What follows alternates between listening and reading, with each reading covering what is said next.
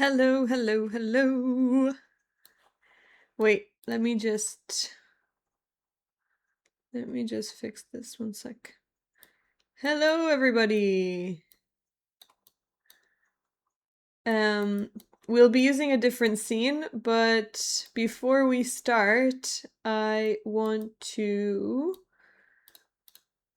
just run through what we're gonna do today and wait for a few more people to accumulate. Hello, Elfigo. Good evening. Hello, that moral guy. Hello, TJ. Go cool. Welcome in. Are you excited for the masterclass? Hello, Lucanian. I am looking forward to it. I prepared a few games. It's not going to be anything too. Don't expect too much, but it's gonna be a short run through. Not short. It won't be that short, but it's gonna be a run through of the Colle, and it's gonna go up on YouTube. But the scene that we will be using, which is this scene, I won't have any alerts or chat. So yeah. I will be answering questions and things, so you can always ask. And then I'll chop it up and put it on YouTube. This is part 1. But we'll start when we have a few more people in, so that no one is going to miss anything. Yes, how is everyone doing? How's everyone's day? Also, do you have anything in particular that you want to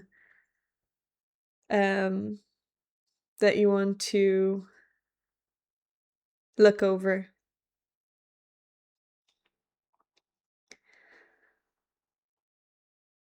We'll go more in depth in part 2 with some sidelines. But we're gonna learn a new opening, and you can get all the attacks that I've been getting. And also in the middle, well, not in the middle, but after I go through the openings, the different lines, we can get some volunteers for games to play, and you'll be featured on the channel. I'll be playing Colle, and you guys can try to play against it. So if it goes terribly wrong, then maybe it won't be featured on the channel. But if it's a good game and it's instructive, then you'll be featured on the channel. So no pressure. Hello, Goku. You're finally not missing a stream. That's good. Yeah, it never happened. If you guys beat me in the Colle, it definitely never happened. I will not put that on the channel. But if you play with white and then you beat me with the Colle.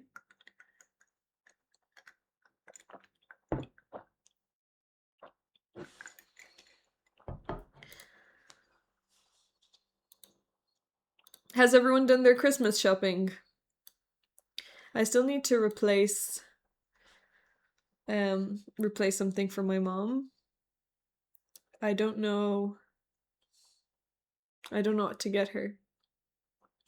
I got a few small things, but I don't have like a main thing. I did get my brother a massage gun, so hopefully he'll be happy with that. Kind of, I don't buy for many people. Same, I don't buy for many people. I've only gotten something for my mom and brother.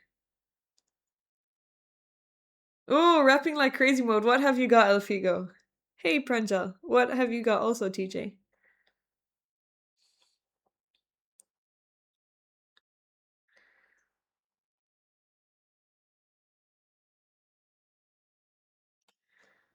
Did anyone get any chess presents?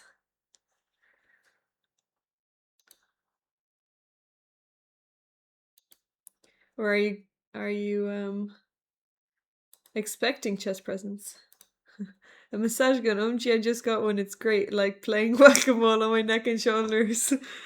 I'm glad you're enjoying it. That makes me feel like it's a decent present. I've never used one, but I've always wanted one, but I would never get one for myself, and I think my brother is the same. I didn't think my family really knows that I play chess. Oh, really? Chocolates and stuff for my mom, but nothing major. That's nice. I feel like um you should only get something if something that they really want, or something that can be that doesn't accumulate in your house, that doesn't um just add to the clutter, because oh shit, my table just moved. I have the buttons here for the standing desk. Hello, Danny. Part of my family thinks I'm a grandmaster. Well, it's better than them thinking that you're not good. But chocolates is good, or I feel like experiences are also good. Vouchers for things for restaurants or hotels or spas are better than material things that just clutter the house.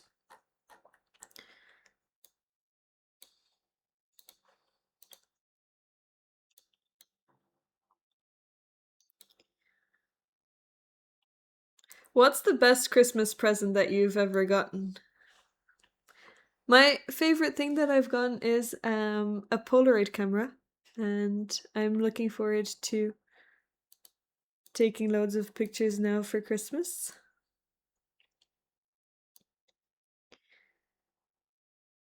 Also, the weather in Ireland has been so good. It hasn't rained for a very long time, which I'm impressed by.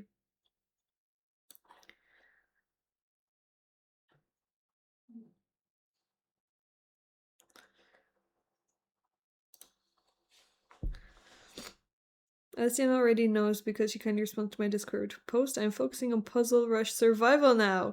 That's a great thing to focus on. I think Puzzle Rush Survival is like a mix of both. Like, it gives you some dopamine hits with all the ticks, and you're not rushed. So I'm tired of normal chess.com puzzles. Yeah, I think normal chess.com puzzles can be a lot. And it's hard to get motivated to keep going.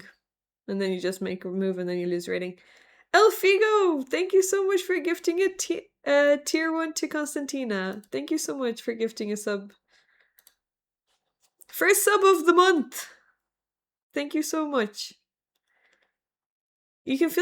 I feel I can measure myself better. That's true. I think beating high scores is the way to go.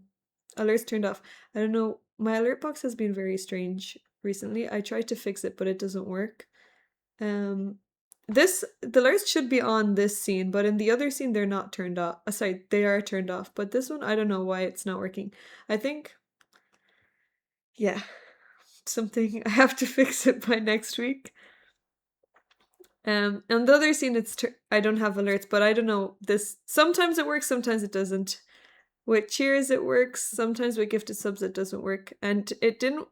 It worked with some tier 3s. What's the agenda for today? So we're gonna start. Are we gonna start? Are we excited? In 2012, my mother got me Epiphone Les Paul. I don't know what that is. No matter how hard life has been and how much I've needed money, I vowed that it be the one thing I'd never sell. Had to sell many other guitars. Wait, let me see what this is.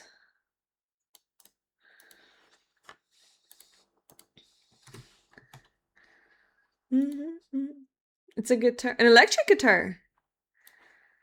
Do you play the electric guitar? Hello, Governor.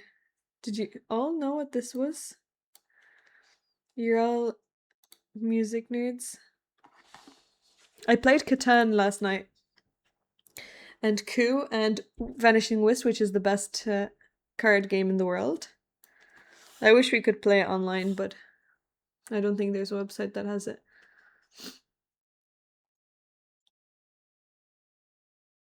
There are multiple ways to learn an opening. I wonder how we're going to approach learning Colle today. Well, we can do all kinds of things. I'm really looking forward to it. So, we're going to get in.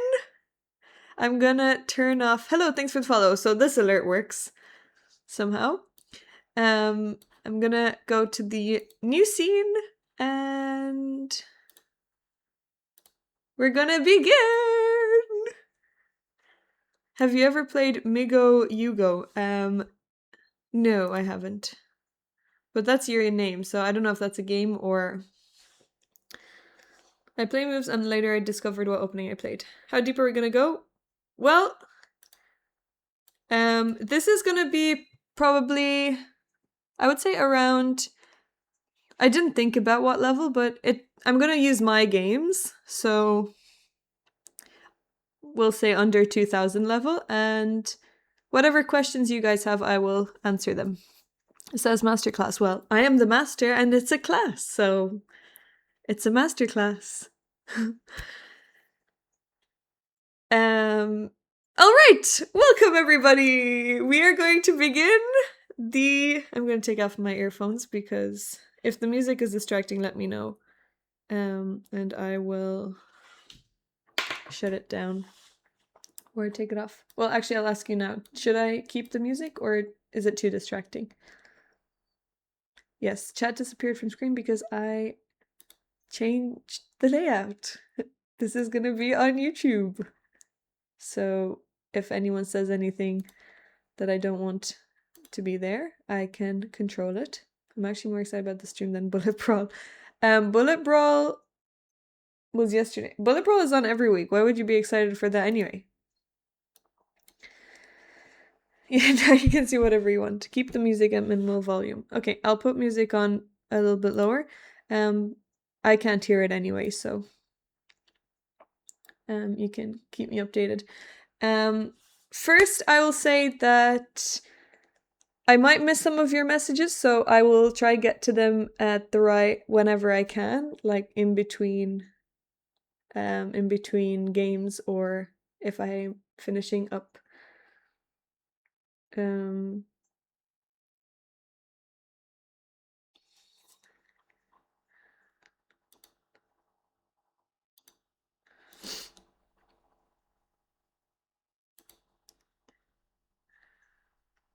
Bullets belong to this shooting range. I enjoy playing bullets, so wait, I'm gonna.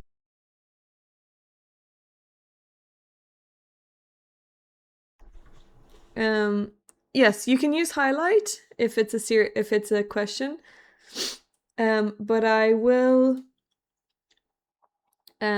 get to your things, just not immediately.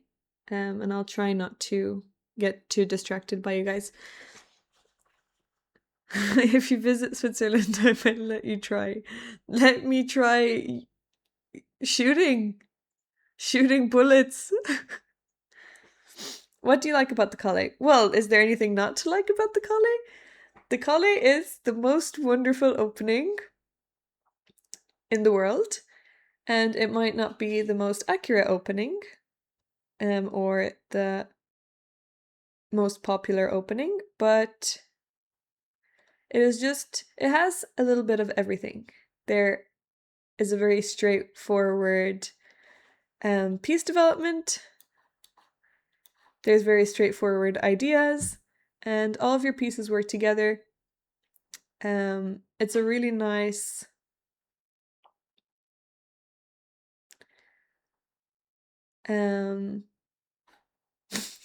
Darlings, I'm getting nervous talking.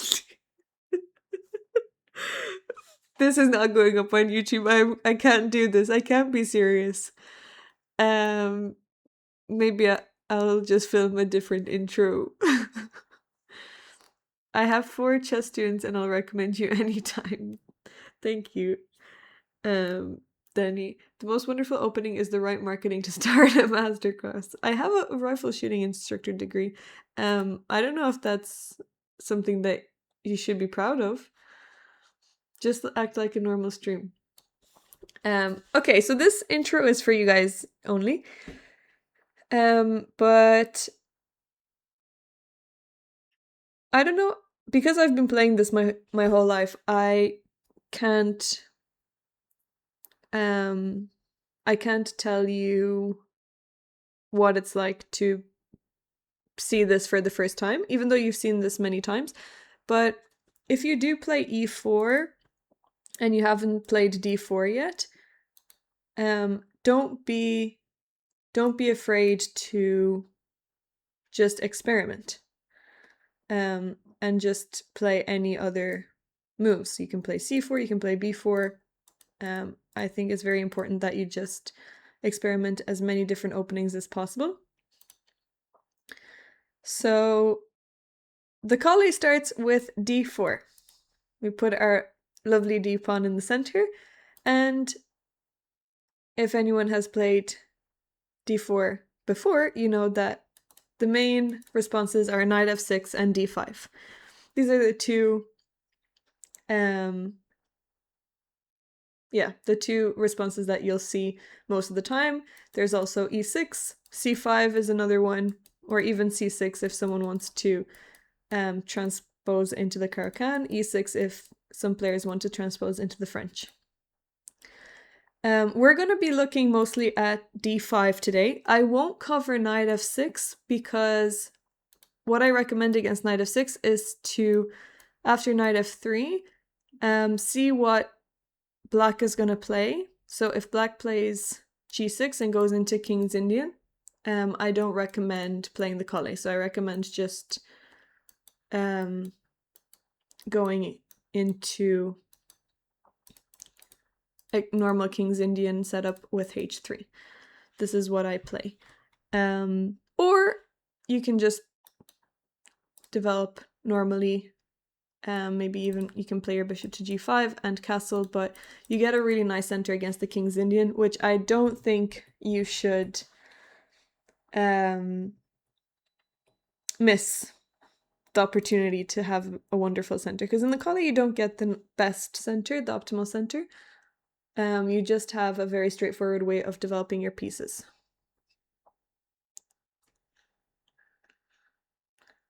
Yeah. So we're gonna focus on d5, which I think is what most people play anyway. So we're gonna look at d5, and you're probably familiar with c4 with Queen's Gambit, but we are going to play knight to f3. So this is where the Colle begins. Knight f3. And our plan is to play e3 and develop our bishop to d3. So our main attacker is going to be this light squared bishop. Black has a few options here. They can play knight f6, they can play e6, they can develop the bishop, or they can play c5.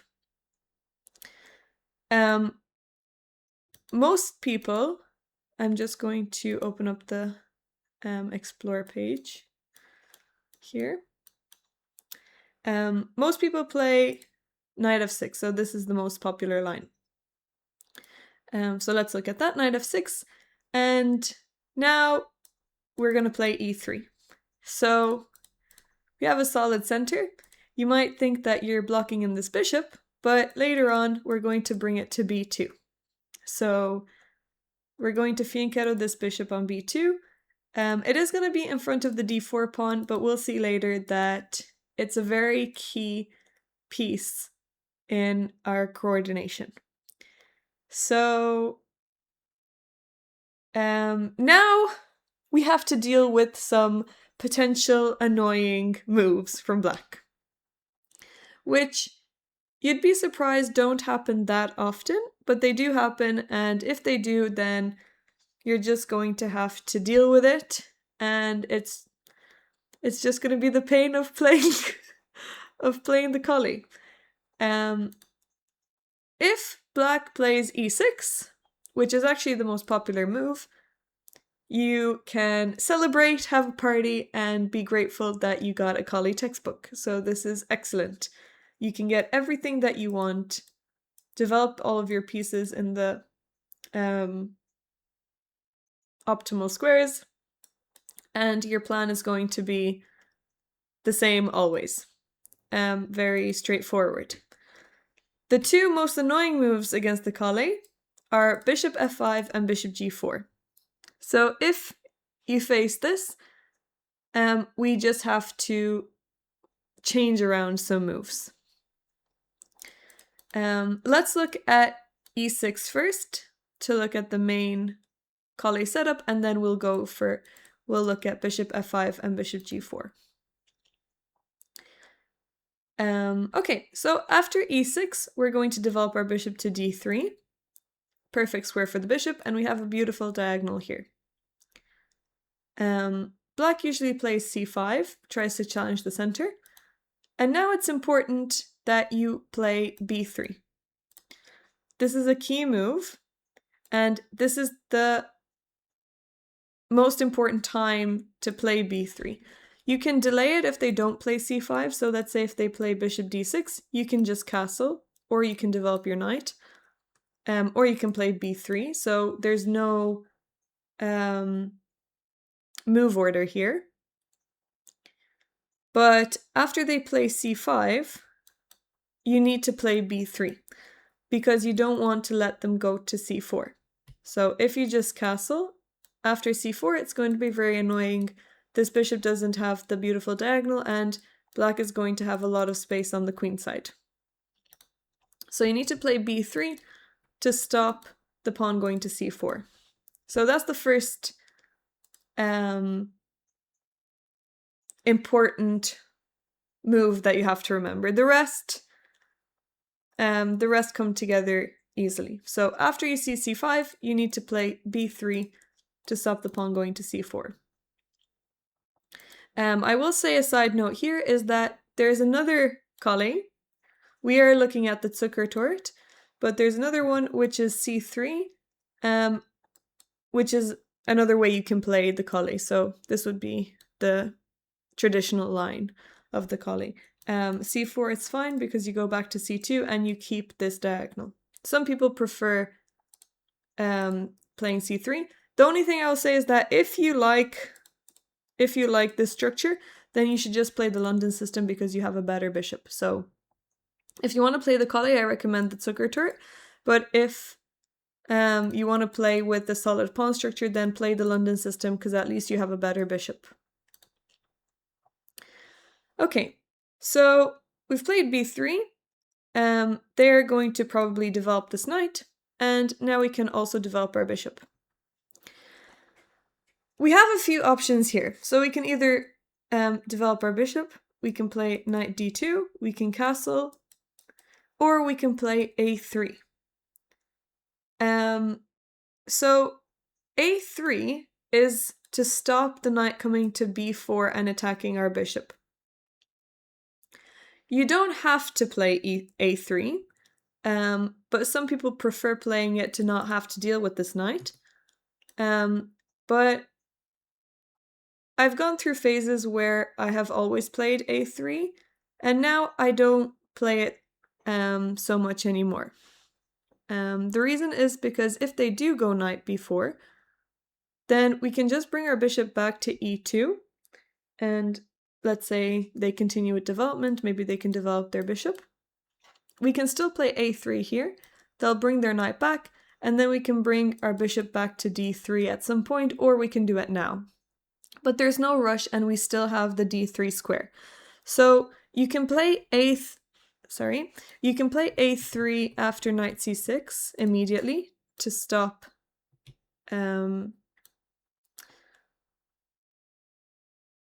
wait, this wasn't the exact position that we were looking at, or was it? No, sorry. One sec. I lost my... Here we go. So you can play a3 immediately after knight c6, or you can wait and just develop because if they don't play knight b4, then you have saved a move, so you don't need to play a3. And if they do play it, you can just bring your bishop back and kick the knight after anyway. So you don't need to rush, or sorry, you don't have to play a3. Okay. So let's say you continued with bishop b2 and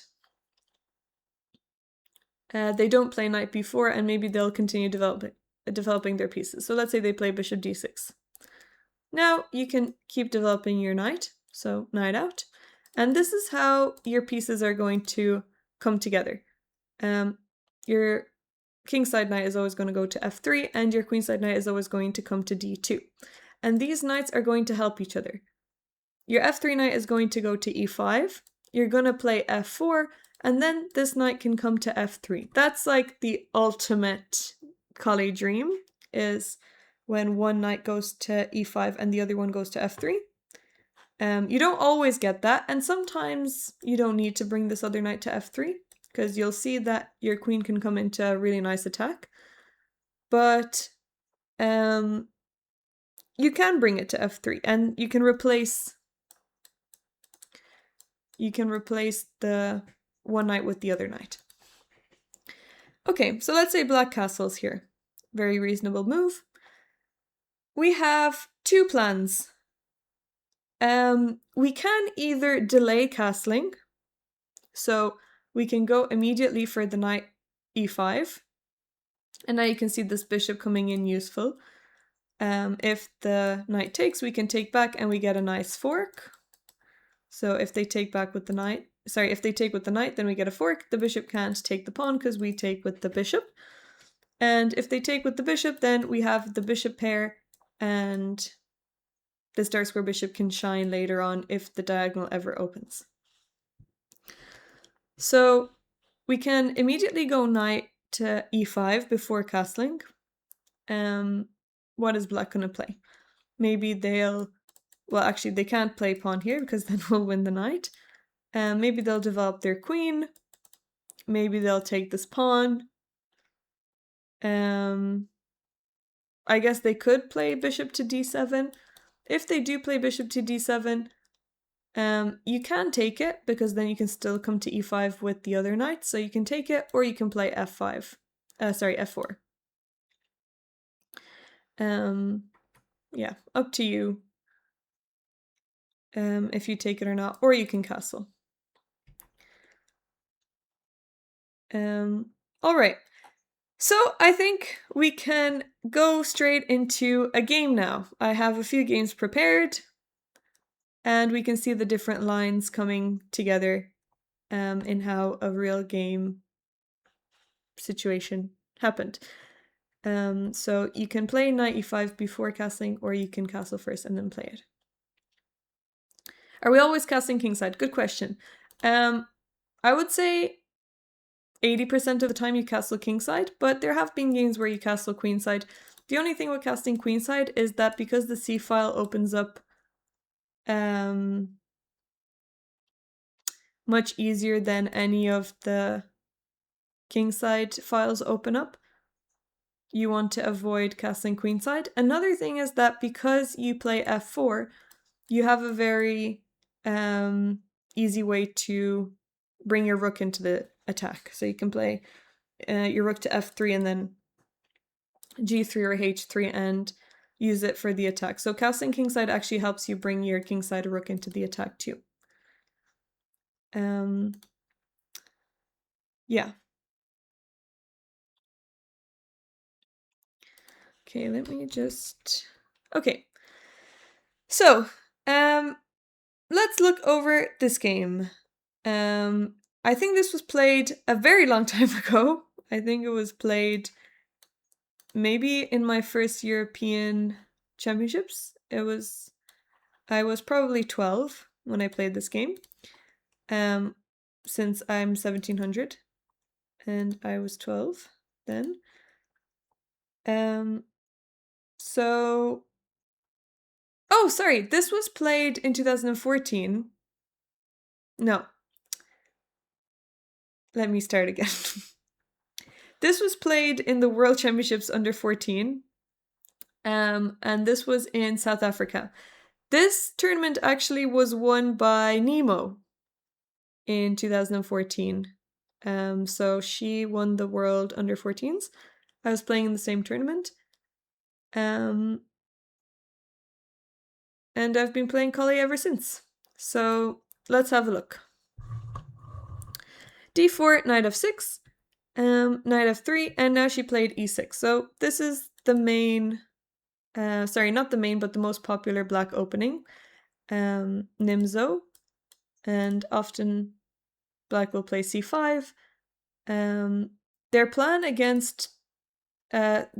the Nimzo is actually to play it against c4, and often the bishop will come to b4, but it doesn't really work against the Colle, so we're actually really happy to see e6 since the bishops won't be coming out. We continue as normal with e3. She played b6, so she's actually playing a reverse Colle as well. So she's playing her bishop to e7 instead of d6, but everything else is actually the same. I immediately brought my knight to e5. That's maybe too early. I don't think I would do that now, but it's still okay. She castled, I played f4, and now she played c5. So it's time for b3. We don't want to let her go c4. She developed her knight. I continued and developed my bishop. And here I decided to play a3. So I don't want to let the knight go to b4 and attack my bishop. She played a6. I'm not so sure how useful this move is, but maybe she wants to play b5 and attack on the queen side, which makes sense because all of her pieces are looking on the queen side. And now I decided to start my attack. So I played rook f3. And this is going to be the first example of a Colle attack. Our knight on e5 is going to help us to control some nice squares on the king side. This bishop on d3 is going to be the star of the show, and the rook can work really nicely together with the queen. Sometimes the queen comes to h5 or g4. And then after the rook goes to h3, we can also bring this other knight in. And sometimes the other rook can come in as well. So all of our pieces are looking towards the king side, which is the most powerful way to launch an attack. You want all of your pieces to work together. Okay, so she played b5, which makes sense. Often you attack on opposite sides. You attack on the opposite side that your opponent is attacking on. And now I played rook h3. And here she played a move which gave me a target. So she played h6. And h6 is not a move that you should be playing because now I have a clear way to open up the h file. So once I play g4, g5, I'm just going to have an open h file. So that's one way of opening up the king side. Or sometimes there are sacrificing ideas. So sometimes you can bring your knight in and sacrifice on h6. Sometimes you can even sacrifice with the rook. But it gives me somewhere to attack. It gives me a target. Whereas h7 was already protected, so she doesn't need to worry about that. But if she did want to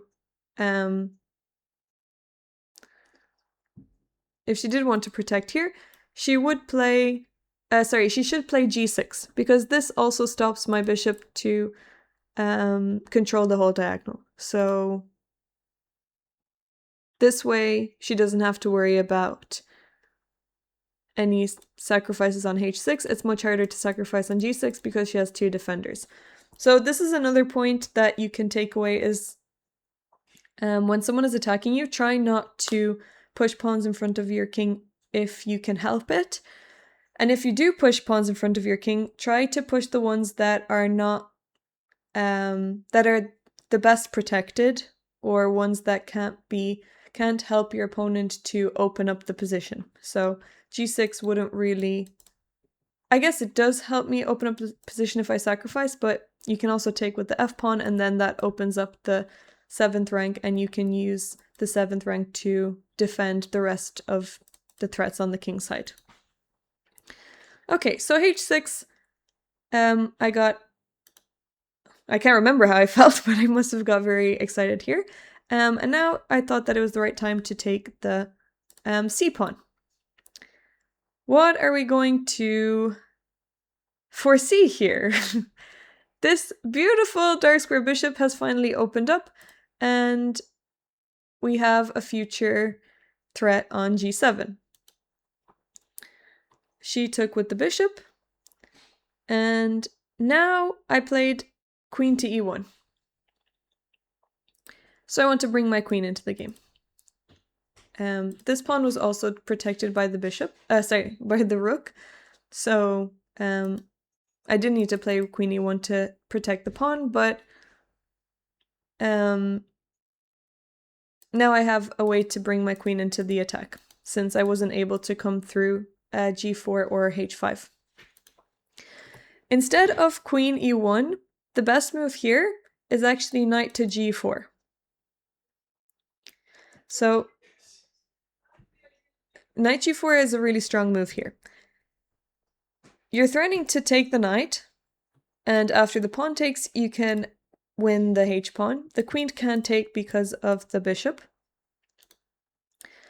And actually, black doesn't really have much to do. If the knight takes, the queen takes, and now this attack is looking very juicy for white. Everything is very well protected. So knight g4 would have been a better way to continue the attack here. I played queen e1 anyway, and then she decided to take my knight, which is a good way to get rid of one of my key attackers. I took back with the bishop. I want to maintain the diagonal for the bishop, and then she played knight to e4. So she's blocking my bishop, and she's well protected over here. Okay, so I decided to play b4. I'm just creating some more threats. She brought her bishop back, and then I defended my knight. Since I want to bring my queen into the game as well, I guess I can't bring her here because of this knight, but I guess I wanted to defend the knight. Well, sorry, actually right now I'm threatening to take the knight and open up the d-file. So the knight is now looking at potentially being pinned. Well, it's kind of like, I guess it's pinned indirectly. Sorry, the pawn is pinned indirectly, not the knight. The pawn is pinned, so I'm threatening to take the knight and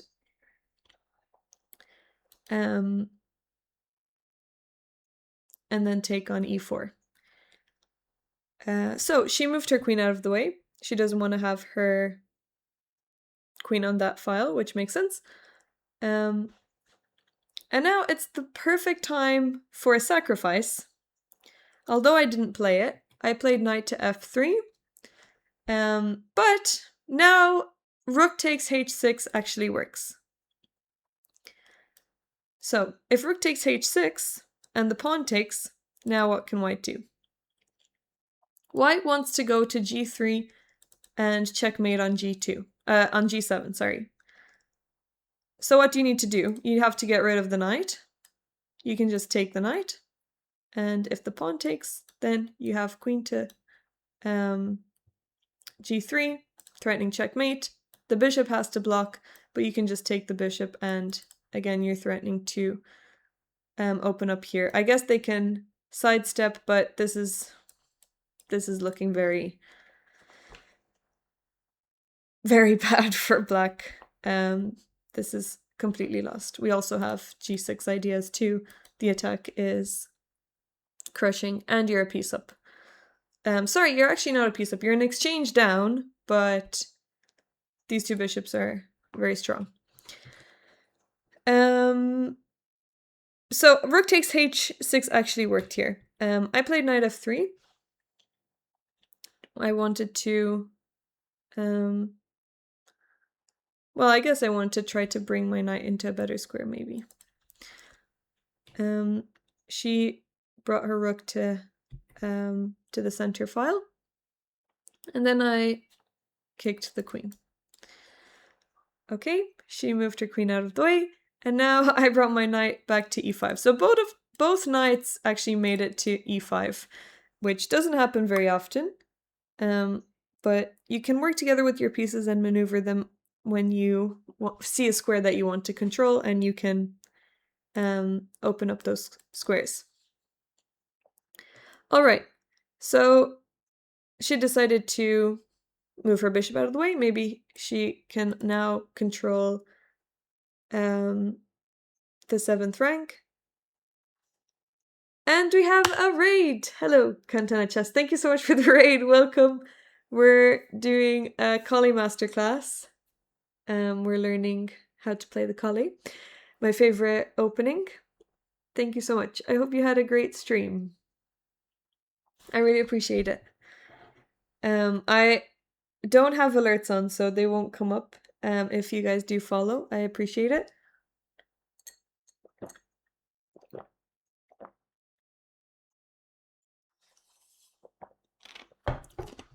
Cauliflower, yes.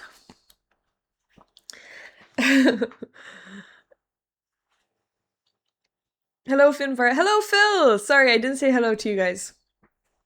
I'm trying not to read the chat too much and just plow through on the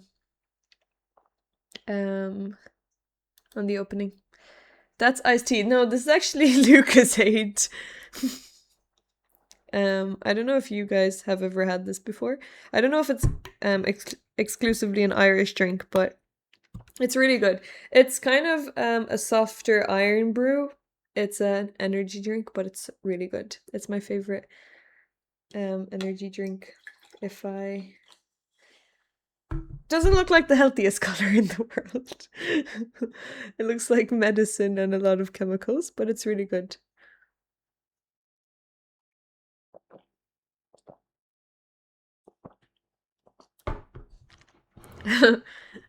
Oh, it's not just Irish. Okay. I wasn't sure because I rarely see it in the UK. Whenever I go to the UK and I crave it, I don't see it very often. I see the energy.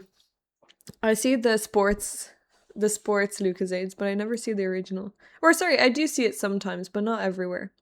Orange Lucasade is great. I actually don't like orange flavored drinks. I don't like Fanta either. Thank you, Fret. Hello, Perceptive Trader. Alright, I'm gonna get back into it. So, I'm not gonna be reading the chat, but after I finish this game, then I will read the chat. You're addicted to Lucasade for a while. I've never gotten that far as being addicted, but it is my favorite.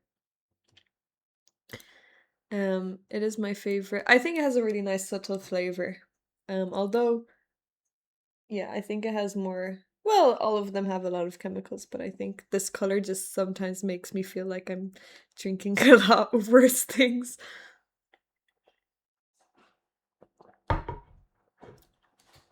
Okay, we're going back. So, she has just played bishop d6.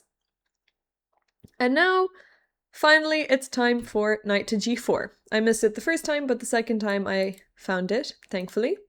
And now all of my pieces, again, looking at the king side, it's definitely time for some sacrifices. She brought her bishop back to f8. And now there are so many good moves. I can actually immediately take on h6. I can also remove this knight. Since my bishop on d3 isn't really doing anything anymore, since this knight is blocking the diagonal, it's a good time to take this knight too.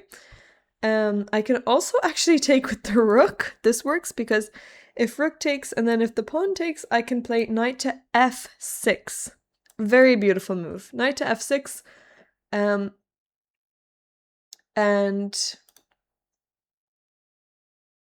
the attack is just crushing. If the knight takes here, we have queen g3 check. what is black going to do? They don't really have many options. So here, this is taken. Have to go to h8, and now we can take, and it's going to be checkmate. So they can't go there. I guess they can block with the bishop. Sorry, I forgot to mention that. But now we take the knight, and we are threatening queen takes g7, which they can't stop. But they can stop the mate at least. But this again, even though material is, we're actually down in material. We're in exchange down. We are good. We can take this, but our bishop is much stronger than that. So we can just take some more material. And now the two bishops are very strong. So you can choose whether you take the queen, or you can actually just move back and keep your queen on the board. Although here, you only have one move to save the bishop. The only move is to play bishop e5 so that you counterattack the queen. And if they take your queen, you can take their queen, and then the rook is going to be hanging. So, let's just go back. Rook takes h6 works.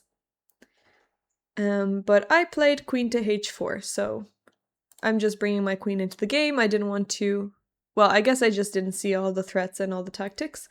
Now, as a more experienced Colle player, maybe I would have jumped on that sacrifice. But sometimes, you know, if you're too stressed about calculating something, and all of your pieces are just on perfect squares and you can bring another piece into the attack, unless your opponent is also attacking you, let's say if we were castled queenside, this is also another reason why castling kingside is a better idea, because you are always going to attack on the king side, so they will be attacking on the queen side most likely, which means that your king is not going to be there if it's castled kingside. So you don't have to be worried about checkmate threats. So you can relax about your king. But if your opponent isn't really threatening much, you don't have to go for an explosive attack straight away if you can slowly build your position and keep playing improving moves. But if in like Sicilians where you're attacking on, you're both playing for checkmate, then you usually have to be a lot faster and quicker and more precise with your attacks and go and not miss any opportunities. In this case, that's not the case in this position, so you can keep bringing your pieces in and you don't immediately have to sacrifice. Although that would be better. So it is better to play more accurately, but you don't have to. So she played queen t7. She wants to trade queens, and now time for the sacrifice. Finally, I took the pawn. It's check. So she can either move her king or take the pawn. Take the knight. She took the knight, and then I played rook to g3. Actually, she resigned here. So if the knight takes the rook, then we can take with the queen, and if she defends with the bishop, we can just take, and it's checkmate. And if she defends with the queen, then we can just take the queen. So there's no real defense here. Let's say she plays king to h7. Now I could play queen to g4, and I'm threatening queen g8 checkmate. So she can't block with the bishop. I'll just take it. I guess she actually, never mind. She can't move her knight because it's pinned. But even if she was able to, you just take it. So you can't stop queen g8. I guess you can play queen g5, but again, you just lose your queen. So rook g3, and mate is either you lose your queen or you get checkmated. All right, so this is the first introduction to the Colle with the beautiful Colle attack. And this is against textbook Colle. Perfect setup when they play e6 and don't annoy you with your bishop to f5 or g4. And all of your pieces come together very nicely. Okay, so next game we're going to look at. Any questions before we move on? Move on to the next game. I think everything is straightforward enough. Nothing is too difficult.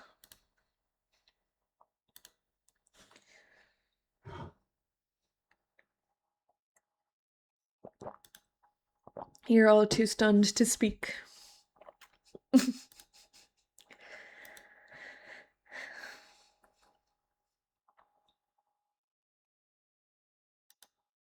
How many other dog name openings are they? Well, this is the Colle, which is not Colle. But I'm sure there are other dog name openings with dog names. Hello, Chess Riddle.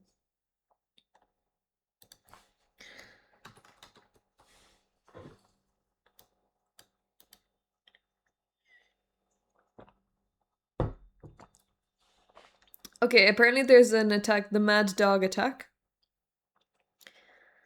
I have a thought. When you were showing the setup at the start, I was following on analysis board and the computer was wanting to take on c4 at some point instead of knight e5.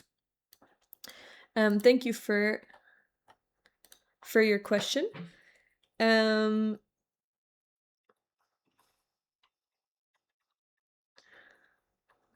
Wait, so around...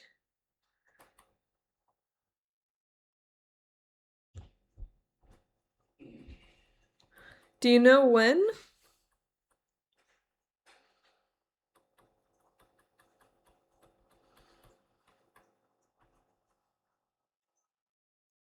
Oh, sorry. Sorry. In the analysis. Oh, taking here. Okay, let's look at that.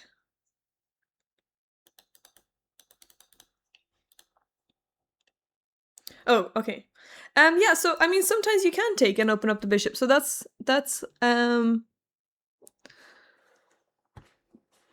what happened in the game. So yeah, often you can take and open up your bishop. Or you can, the thing is that your d pawn, one sec. Let me get to the position that we looked over.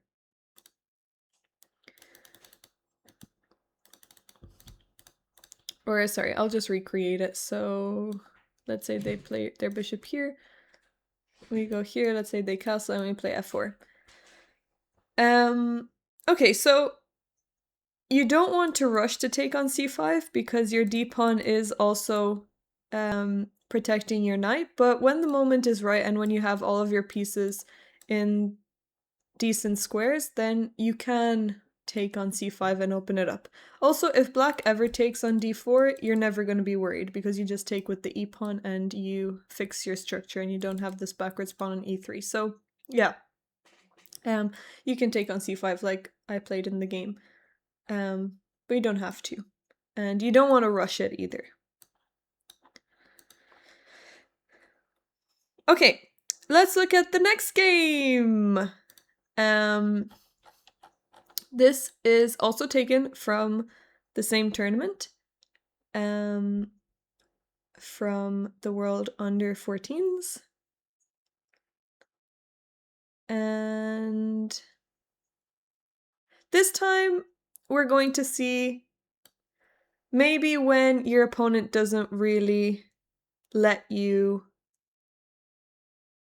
get the attack that you want, but you still get a decent position. Yes, I was playing against Olivia, who is one of the best Polish players. She is much stronger now. A lot of us that grew up together, that played in these tournaments together, are a lot stronger.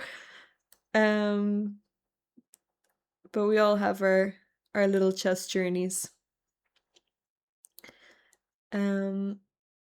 Okay, let's have a look. So this was actually a very important game because I think this was my first playing in the live board section, but a lot of us, yeah, so Nemo was also there. She ended up winning. There's also Pragnananda's sister, Vaishali, there was, well, most were there. Can't remember exactly off the top of my head. But yeah, Vaishali, I think, came second in this tournament. Or third, but she was on the podium. Okay, so d4, d5, normal Colle. She played e6, and I was very happy to see that. And we just get our normal,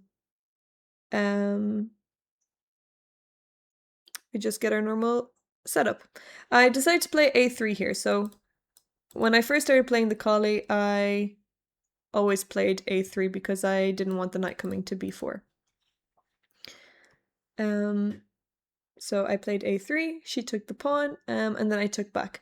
Actually, if black ever does play this way with c5 and e6, it is good for them to take and then actually control the c-file and put pressure down the c-file. So this is probably the best way to play when you do play e6. Okay, so she castled, and I castled as well, continued my development, and then she played rook to d8. Yeah, just improving her pieces. Time for knight e5, and she decided to take my knight. So we have a few trades. This game is going to be a little bit different to the other one. I tried to make an attack, but it's not going to... sometimes it doesn't work out because your opponent just protects all the threats. So f4, I want to maybe... Well, I guess I'm defending my pawn first, but I can maybe play f5 in the future. I can do my rook lift, maybe bring this knight to f3. Still, white has a very comfortable position here. She played knight c5. Very annoying move. And you really want to try not to lose your light square bishop because it's the main attacking piece. But sometimes you don't have a choice. So I decided to play knight to f3. If I would have played bishop to e2, now my bishop on e2 is really not good. I mean, it's fine, it's just not on a good diagonal, so if I can't have it on d3, then there's no reason why I should keep the bishop. Because if I move it to any other square, then it just becomes a worse piece, and this knight on c5 is actually quite good. So right now, maybe this bishop is slightly better than the knight, but if I move it somewhere worse, then the knight becomes much better. So then it defeats the purpose of keeping your light square bishop. And this is something about trading that is important to keep in mind, is that if you have a really good piece that you don't want to trade, first think about why you don't want to trade it. Is it just a very good piece on that square? Or maybe, for example, if your opponent had a lot of weak dark squares and you had a dark square bishop, you want to keep it for the future. But in this case, it's just a very good bishop on this square, so there's not much reason to keep it on any other square. So think about why you don't want to trade something. For example, if I was just really focused on keeping my bishop here, because that is principally better than not having the bishop paired, than knight and bishop, then I would just have a very uncomfortable position because I would have to play against the super strong knight. So always question which piece is better and why, and if I don't allow my opponent to trade this piece, is it useful long term? Yeah, so think about how important, sorry, not how important, but think about your trades in as deep of a way as you can. and why you want to hold on to that piece. Okay, so I played knight to f3. A better move would have actually been rook to f3. And if the knight takes, then I can take with the rook. And now I actually have a really nice d-file with my rook and queen. Okay, so she decided to take my knight, and I took with the queen.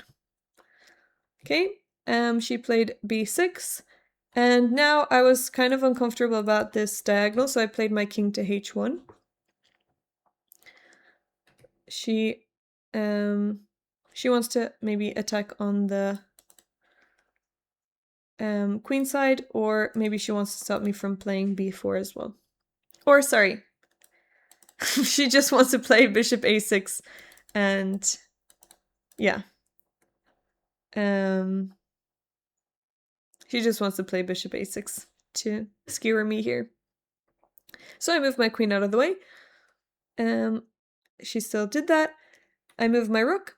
And here, this is maybe the first time I experienced an opponent sacrificing something positionally. This was one of the key games growing up that really made me think about positional sacrifices. And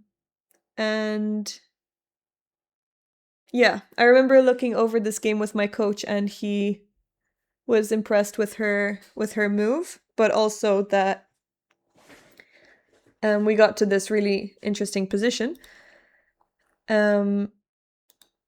So it's clear that white has maybe a slightly better position because of the space advantage. So this e-pawn is really hindering black's pieces, and my knight can come onto a really nice square on d4, and this bishop isn't really playing, and same as this bishop, so her bishops aren't great. What do you need to do when you have bishops? You want to open up the position, and here she played d4. So I remember she was thinking a long time, and then she played d4, and I was like, oh wow, okay, well, she thought for a long time, so it can't be a bad move. She was one of the top players in the tournament. I can't remember what seed, but she ended up coming top 3. I think she came third maybe or second. So it can't be a bad move. And then I realized that it was because she wanted to have better pieces. She wanted this diagonal for her bishop, and she also can use the c5 diagonal, c5 g1 diagonal for her dark square bishop, but mostly she just has a lot more space, and she causes my pieces to now kind of be pinned and tied down. But of course I have to take that pawn because it is a free pawn after all, so I took with the bishop. And then she played bishop c5. So she's putting pressure. And now from white having the initiative, black is the one who is attacking. So sometimes you can sacrifice things for activity, which I'm sure you already know, but it doesn't have to be for an attack. It can just be for better diagonals for your bishop, better pieces, more play. So I move my queen out of the way. It's defended 2 times, so I'm safe for now. She decided to trade. I took with the knight, and then she played queen to c5. So continuously putting pressure on the knight. I defended the knight. It was attacked now, and then she played rook d7. So very straightforward. She has some pressure here, so she wants to continue that. And now the normal move I should have played is rook to d1. So I should have just continued to defend my knight. But a4 is also a good move here too. I played a4 because I wanted to put my pawns on light squares, playing against this light square bishop. So she played rook d8, makes a lot of sense, and then I defended with my rook. A better way to defend the knight would have actually been c3. c3 allows my knight to stay there and not be needed by the other pieces, and the other pieces are now free to move. Even though this pawn is now not protected by another pawn, it's better to release my pieces than to keep my pieces tied down. So I defended with my rook. Oh, yes, actually, there's a more tactical reason for rook d1, which I forgot about, but rook d1 just doesn't work tactically because I end up losing my pawn back after a long line of tactics, and I didn't see this bishop e2 move. I remember that now. I didn't see bishop e2. c3 helps me to hold on to my pawn, but we'll see that after bishop e2, I'm going to end up losing a pawn. So I took back. Sorry, not back, but I took the bishop. She's threatening to take my rook. So I could move my rook out of the way, but then she takes here anyway. And then I can take the bishop. So we can also continue that way. But I decided to take the bishop. She took my knight. And now I can still just trade. Probably I should have traded, which would have been better than what I played. But I remember feeling just worried about this queen. So I was happy with the draw in general. But now she can win my c-pawn. If I take the queen, then it's gonna be well, actually it's not checkmate, so I could also go for this way. And if she takes, then I can just take back with my king. So actually, either way, I can take the queen or I can take the rook. So I decided to take the rook. If she takes my queen, then it's checkmate for her. So what did she decide to do? Another queen sacrifice. This time I have to take the queen back. She took, and then we just got into a drawn king and pawn endgame. Even though white does have better space, it's not enough, and there's not a way that my king can enter and attack the pawns. So this is just a draw. We just moved around our king. I have to come back to defend this pawn. So we just repeated and we got a draw. So that was probably one of my first big results. It was nice to get a draw against one of the best players in the world at the time. And actually, that was probably one of my best tournaments to date. I peaked when I was 14. No, I'm only joking, but it was nice to be able to just play to a standard that the top girls at the time were playing to, and with the Colle, which is even better than that, but even more satisfying than playing with any other opening, because everyone has their dragons and e4 openings with a lot of theory, but then the Colle actually shines too. So this is more it's not so much an aggressive game, but it's just to show you that you can have, and there are moments where I could have played better as well. For example, well, she did find that really strong move. But earlier, here, for example, king h1 was a bit of a slow move, so I should have actually played my bishop to d4, and this would have taken away her opportunities of playing d4. And now white is actually, you can see the eval here, white is actually almost +1, so you can still get a decent position, even if they don't let you have a great attack, because there are some annoying threats that are looming. Hello, Taurus! Thank you so much for the 8 months. I really appreciate it. Thank you so much. All right, any questions about that game? This was also instructive from Black's perspective. The positional sacrifice mainly was a nice find. I hope we're not falling asleep. And it is interesting to some extent.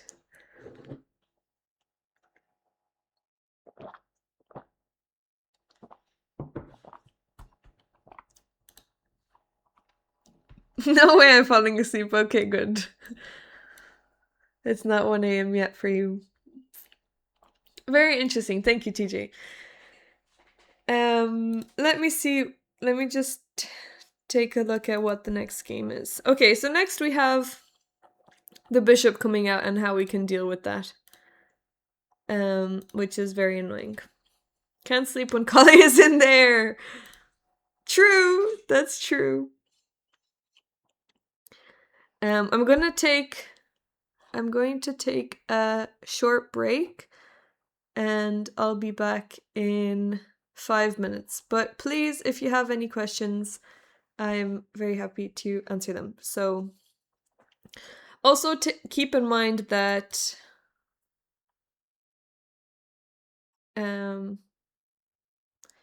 well, never mind. I was going to say that the collier isn't the most perfect opening in the world, but actually it is, and we're going to just keep manifesting collier wins. I'm gonna hydrate. Breaks are great. Okay, great. You're wondering bishop f5. Yes, we'll get to that. And of course, we're going to disclaim that I have picked out good games. So there are, of course, better ways that my opponents could have played too. But that's the same with every opening. When you learn openings, you'll see that they're not always perfect games. But the most important thing to take away from everything are the ideas, and then you can use the ideas to get creative in your own games. All right, I'm going to take a short break and I will be back in 10 minutes.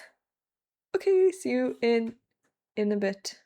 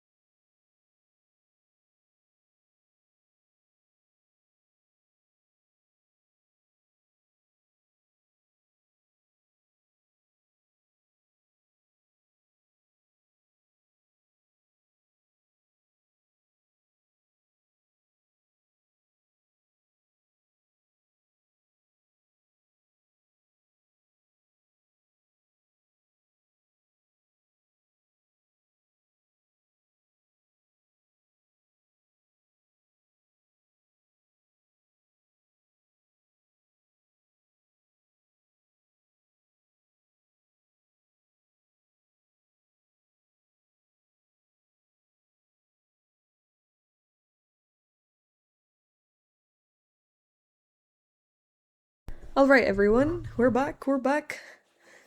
I put some potatoes in the oven, so I'm looking forward to that. I'll be checking in on them in like 40 minutes. Okay, let's move on to the next one. Next game. We are moving on now to bishop f4 and bishop g4 lines. And we have a question in the chat. c4 seems like a strong move versus bishop g4 or bishop f4 after d4. Is this how she plays? I guess we'll find out. I guess you will find out. Let's have a look. So, let's just look over the two lines that I was the two annoying moves that I briefly mentioned earlier. So, after d4, we're looking at d5, and now, okay, we'll stick with first knight f6, although bishop f5 and bishop g4 can also be played before knight f6, but most players will always play knight f6 here. After e3, bishop f5 and bishop g4 are the two annoying moves against Colle. So, whenever you see bishop f5, you have two options. Option number one, which is what I recommend, but I also recommend that you just play them all at different times and you can find out what's best for you and you can change things up because it depends what you're looking for from the game. So you can play the Colle against any player, but if you are playing against a higher rated player, I would recommend playing bishop d3 if you're happy with a draw, because bishop d3 you get into a very equal position. Most of the time black will trade, and now you just have a Colle but without your light square bishop, and it's a very symmetrical pawn structure. So maybe we'll see e6, and actually, sorry, e6 doesn't work here because you do have queen b5 and you win this pawn. You can just take the b7 pawn, so that works. So actually they can't play e6. They can play c6, and now you can play c4. So, sorry, I realized that I put my arrows like this. You can just play normal Colle setup, but still c4 is almost always going to be the best move. Actually, c4 is almost always going to be the best move anyway, in any position after you play d4. But in the Colle, you usually don't play c4 because it's just not part of the setup and it doesn't link in with the piece development. But when black plays bishop f5 and bishop g4, the reason why you don't get the perfect Colle setup is because you lose a key piece, and if you play your bishop to e2, which is another option, you just don't have the same Colle magic, and you end up playing a worse version of the Colle, which is why when you can't play the textbook Colle, you should just play c4 and then you can develop your knight to c3 instead of d2 like you would in the Colle. So you need to be flexible with your move order, just so you can have a better start to your game. You can, of course, still try to play Colle and develop your bishop to b2 and your knight to d2, and that's fine. I've played that many times also. But if you want to get the best possible position, c4 is definitely the way to go, and bring your knight to c3. Whenever you have c4 on the board, you almost always want to play your knight to c3 because it's just controlling more of the center than d2. It's a better version of d2.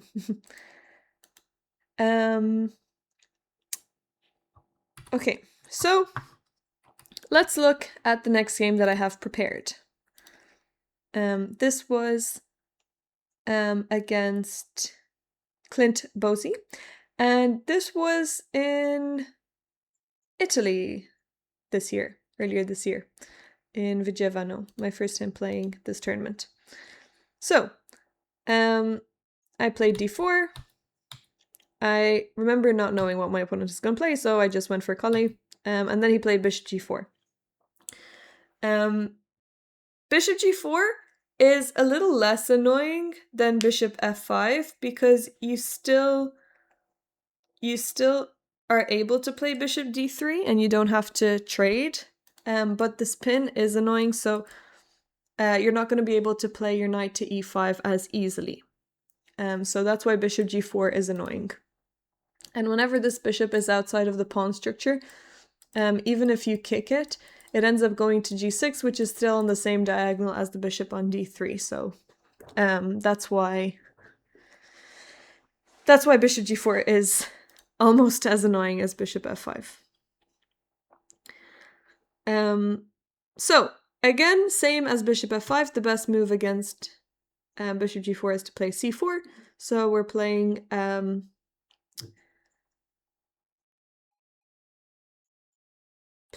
like a well, I won't say a superior Colle, but I'll just say Colle's cool cousin. That's what, and it's c4, so c4 is Colle's cool cousin. He ended up taking my knight here, and when he took my knight, I got very happy because now we actually get to play a very beautiful mix of Colle, incestual Colle's cool cousin, and normal Colle, because we don't have to deal with that bishop anymore. And since we have another knight, we can still bring a knight to e5. I am cheating a little bit here because, of course, most people are not going to take on f3, so that is a big asterisk. But if they do take, this is how you can play. And he was 2074, so he's not a total beginner. But yeah, most people will not take your knight, but some people will. And if they do, you can give them a wink and appreciate their generosity. You want to take back with the queen to not ruin your pawn structure, and then continue developing as normal. So castle, knight d2, we can still get to play our Colle. And then I played queen h3, so I'm just putting pressure on the h7 pawn. My beautiful bishop is looking at this diagonal as well, and they can't play knight to e4 because I have 2 attackers and they only have 1 defender. Okay, he developed his knight, and then I brought my knight to f3. So I want to bring it to e5, play f4, and just get my Colle set up. Queen out. I thought it was a good time to take this pawn. Bishop out, and now I have the c-file for my rook. So this is similar to the previous position we had. Well, not really that similar, but still we have similar ideas. The only difference is that my bishop is not on b2. Okay, yeah, so I decided to play knight to g5 and attack this pawn. I wanted to actually provoke him to play h6 or g6 so that he weakens his king side. So he played g6, which is fine. I was expecting that. And now this bishop is slightly worse, but now I do have the dark squares. He still has a dark square bishop, but they're still weak squares. So f4. Now I can bring my knight back to e5. I've weakened up his king. My knight has done its job on g5, and now I can maybe look to bring it back. Or another attacking plan is to actually go for f5, because I have provoked him to play g6, so I want to attack, and this is a way to target the pawn. He moved his rook out of the way, g4, let's go for the attack, and he brought his knight to defend on h7, which makes sense. Time for f5. If I can play it, I should play it. counterattacking on b2. And now it's time to open up some files and diagonals. The best move here for white, you can pause the video if you want to figure it out, but the best move here for white is actually to take on f7. So the knight can sacrifice on f7. If the king takes, now you can take here with check, opening up the rook. And if the pawn takes, now you can play g5 and you pick up the knight again. Or back. You win your piece back. So you don't lose the piece for too long.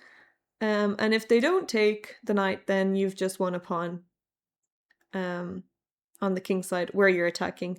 So it's gonna be still very good. If they take on f5 intermediately, you can give a check. Now it doesn't matter where the king goes, the knight is still defended, so you don't have to worry about them taking your knight. And then you can take the pawn back, and this bishop is going to open up. You can play king h1 and bring your rook in. You still have, actually, you have a plan here to play rook g1 and then knight f7, and it's checkmate. So you can actually have a nice checkmate with the knight. I didn't play knight takes f7, but I took the pawn first. So you can still get the same or similar plans. He took with the f-pawn, and then I played rook f2. It is annoying that I missed this, but still, I guess this is a similar theme to the first game. If you miss a sacrifice the first time, you can just keep building up your position and create more and more threats, and eventually another opportunity is going to come back. Since my opponent isn't really creating major threats around here, I guess this is a pawn, but it's not a big problem for me. If they did take the pawn, I could just still move my rook here, and there's still some discovered attacks with my bishop, although I don't think I need to worry about that, because the problem is that black's queen is so out of the action that my queen is attacking their king, but their queen is not defending their king. So I'm just going to be attacking with the whole queen up. They can take another pawn, but actually I can probably already sacrifice on h7 as well, because after the knight takes back, now I can put pressure on this pawn, and my rook is going to be coming in. I've got checkmate on g7 too. So yeah, this is definitely completely winning. Okay, so it's +5 for white. And we are a piece down, which means it is almost game over. I don't know how they can stop it. Let's say they go here, we're just threatening checkmate. We can just take the rook, so they can't really do anything. Okay, so he ended up playing rook c7. He wants to defend the 7th rank. I brought my other rook to f1, bringing another piece into the attack. And now he wants to trade my knight. He's attacking my knight and my rook. So I have to take the knight. He takes, and I win a pawn. I win a pawn, and I still have my attack going. So still great for white. Okay, he brought his bishop to g5. Yeah, I mean, he's defending the 7th rank with the rook. There aren't really many moves for black here. This is looking very scary for black. White is threatening to play rook f7. So he's stopping me from doing that. And then I just continued bringing my pawns in. Now I'm controlling this diagonal as well. All of my pieces are facing the king, looking at the king. I'm not entirely sure why I move my king to h1. But why not? Just keep improving your position. There's no rush. There's no rush to Oh, I remember I was in time pressure. That's why I played king h1. I was in time pressure, and I think I didn't want rook g7 to come in and pin my queen. So now I did a sneaky move. Bishop c2. What is the bishop threatening here? Threatening bishop a4, and he missed it. So he intermediately attacked my rook. I attacked his bishop, and then he lost an exchange and resigned. I mean, not only is the exchange dropping, but I still have this amazing attack coming. And this bishop is very strong too. So this is another example of a beautiful Colle attack. And this time from bishop g4. Although it was from them taking the knight on f3, which you shouldn't do, but if that happens to you, you can respond by continuing with the beautiful Colle setup. Reason number 286 why the Colle is the best opening in the world. All right, any questions before we move on to the next game? Should we also do a Colle arena after you're done? Yes, we can do that. I will also be looking for volunteers to play against the Colle, and we can I'm getting distracted by my candle. We can sorry, I'll be looking for volunteers to play against me. Just to using you as guinea pigs.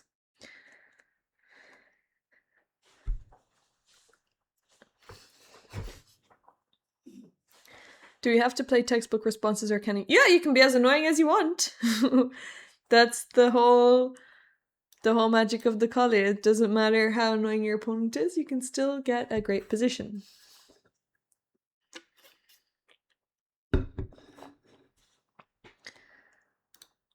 Okay, are we ready for the next game? Let me see what game I have here for you guys. Okay, beautiful. Another annoying attempt. Again,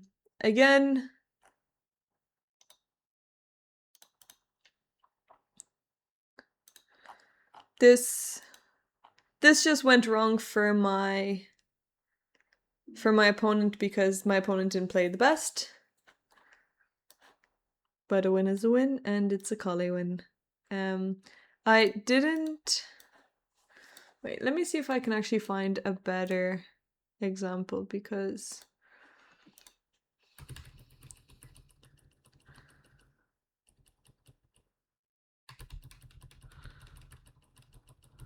I want to find a better example because...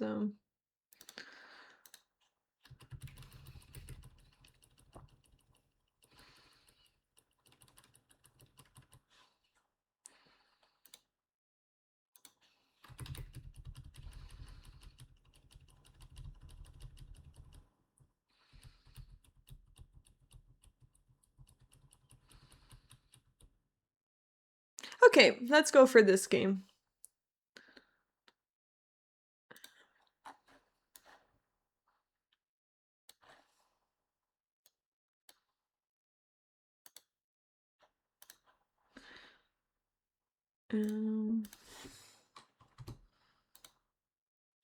Okay, here we go. I do realize my opponent is 1600, but this was played at the Olympiad, if I remember correctly. So they're still a great player. But stay tuned for part 2, where I will be having even more better games.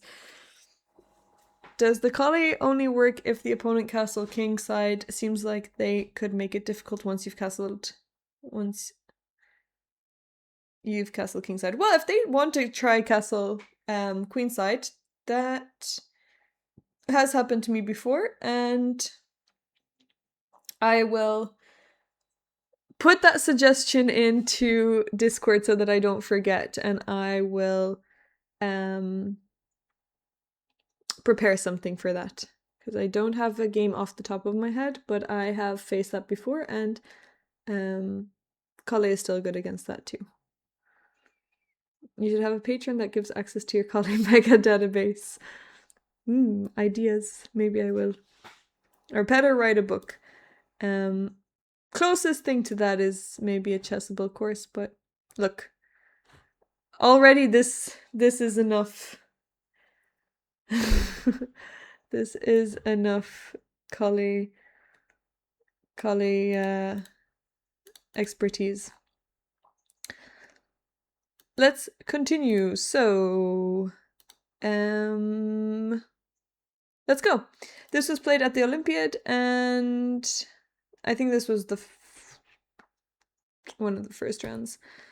So I played d4, knight f6, and then she played bishop f5, and I was annoyed, but what can you do? You gotta play c4.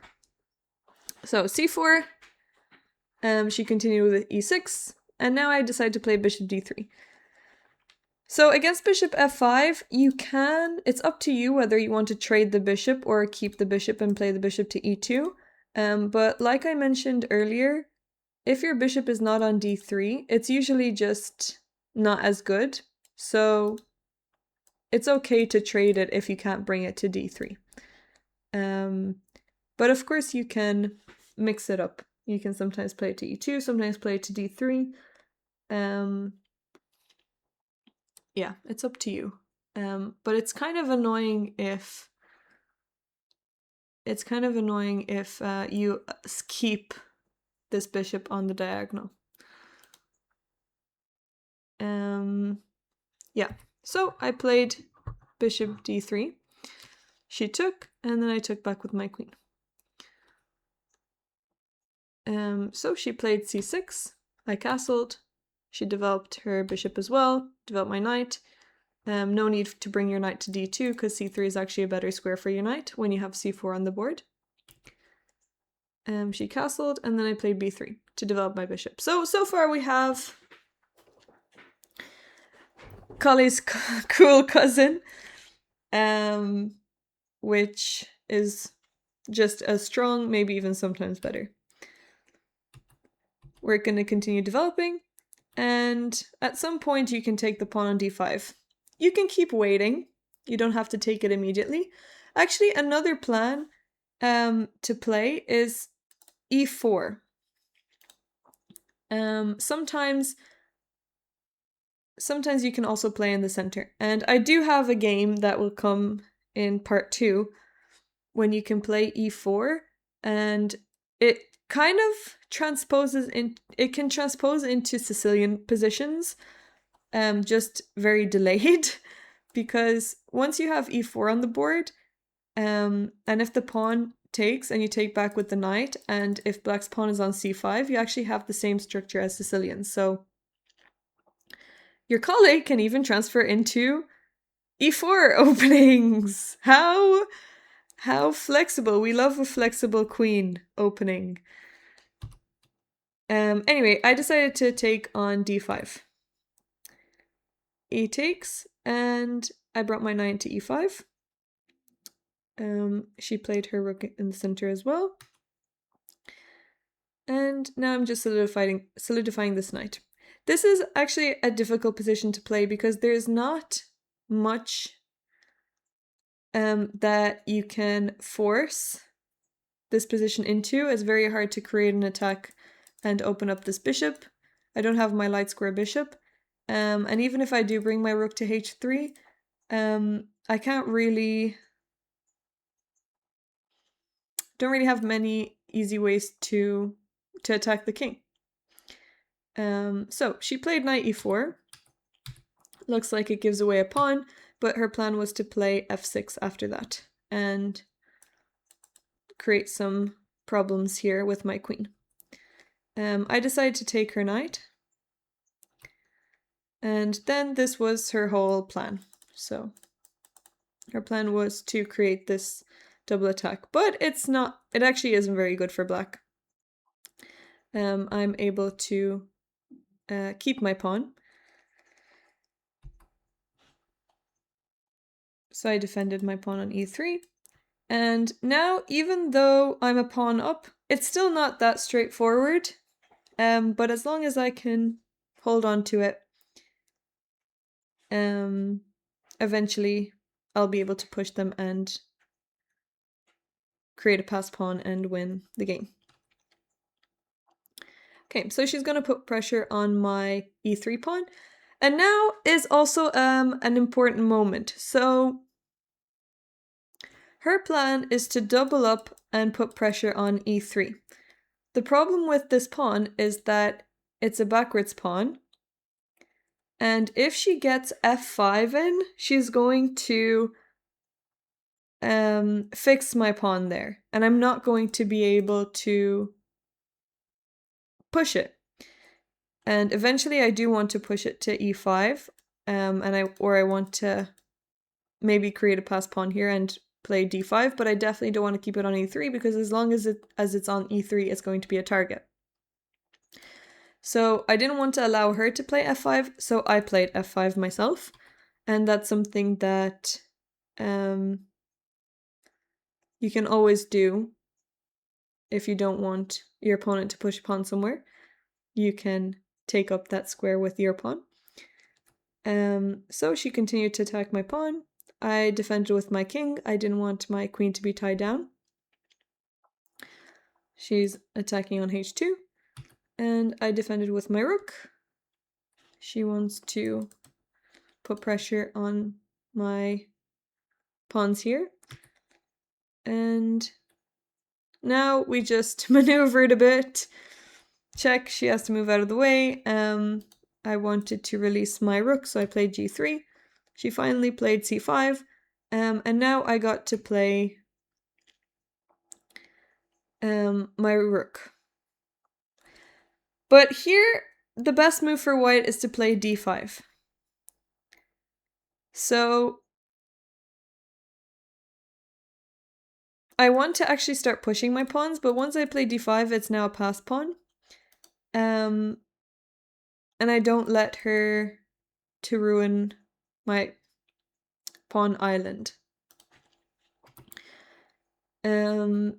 Anyways, I played rook c1. She still can't take here because I will take the rook.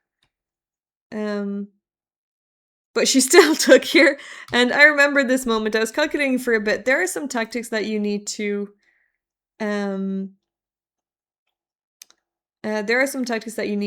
double check, but once you realize that it doesn't work, it's fine.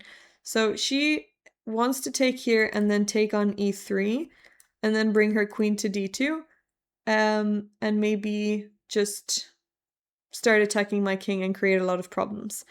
But it doesn't work out.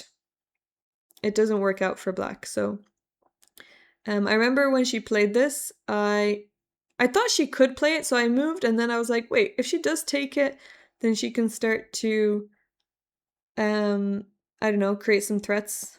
But yeah, it doesn't work. So I took the rook, she took on d3, and now it's important not to take this pawn, because if I take this pawn, then there's queen d2. And now wherever I move my rook, she'll just take my rook, and she wins her pawn back, and also my king is much weaker than her king. So I didn't take the pawn, I just moved my king out of the way. And now she kept going for the attack, but as long as I can bring my queen back into the defense, there is nothing there. So after queen f4, the position is going to slowly deteriorate for black, and the attack is just not working anymore. This pawn is kind of scary, but you can just take it. I took with my queen. If the rook takes the queen, then it's going to be checkmate. So I also get to defend my rook, everything linking in perfectly. And I'm just a rook up, so that's how the game ended. I will say that she didn't have to take this pawn, of course. But she can just continue with rook e7 and put pressure here. And now I can play d5, rook e4, and black is still in the game. Even though white is a pawn up, black's pieces are actually much more active than white's. These rooks are better than my rooks, and maybe even black's queen is better than my queen. So luckily, my opponent decided to go on a wild one and sacrifice a rook. But of course, that wasn't necessary. Alright, so this is how you can play if they play bishop to f5. You can play your bishop to d3 and trade bishops and then just play a normal quiet opening from there. But I will just say that again, instead of taking this pawn, e4 would have been a better try, and then you get an e4 type of structure. Okay, any questions? We're going to look over one more game after this, and then I will go and have something to eat. I'm going to check on my potatoes in a few minutes as well. Hello, Amy Michelle Bo, how are you? You need a new opening. Well, perfect timing.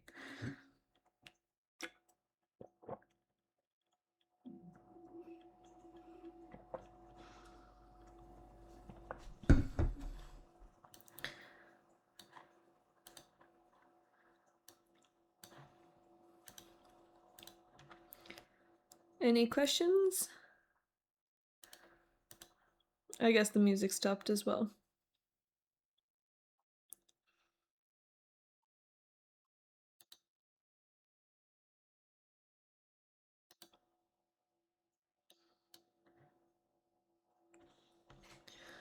Just wondering if you still go with the Colle if black queen kettles the dark square bishop. Well, I mentioned that at the beginning, but if your opponent plays King's Indian, then I recommend just going for center. Getting the center. So if they play knight f6, g6, then you can just get a nice center here and play with h3, develop g4, and go for a nice attack.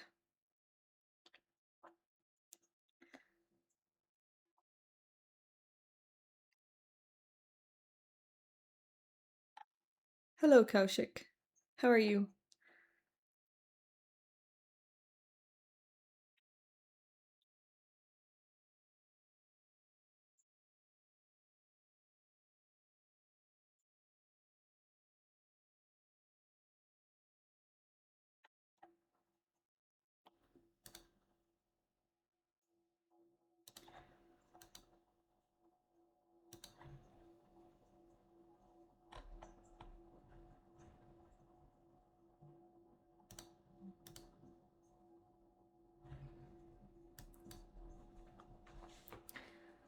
What about d4, knight f6, knight f3, d5, and then g6? Oh yeah, that's a good question. I'll tell you quickly, but in episode number 2, we'll go in more depth. But quickly, I'll just show you what to do there.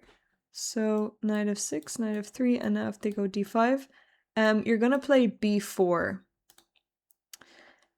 because you don't want them to play c5. And I know this looks a little bit weird, but it links in together. So let's say, wait. Wait, no, that's right. That's right, maybe, wait, one sec. If you play e3 first, and then they play e6, and then you can't play b4. Wilkie, thank you so much for the 4 months. Hello. Thank you so much. I really appreciate it. How are you? No, I think it is before. Maybe I'm remembering incorrectly.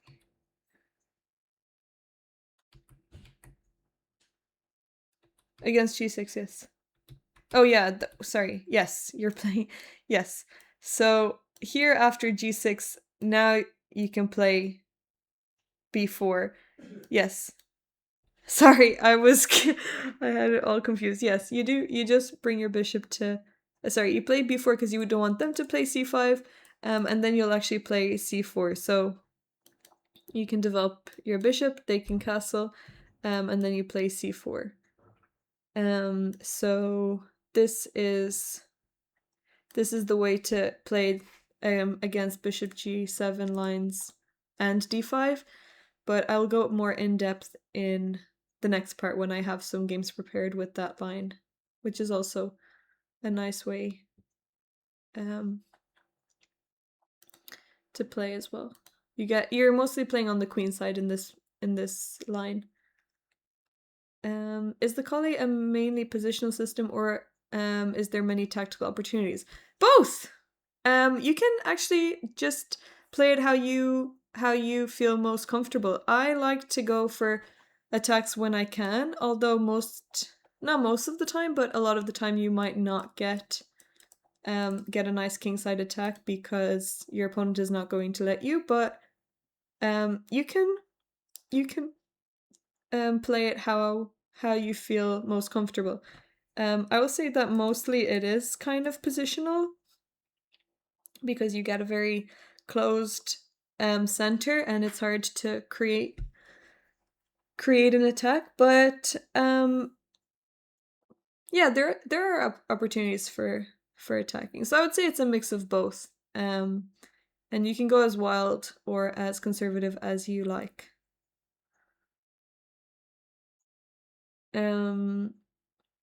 Yeah. Okay, let's look at one more game.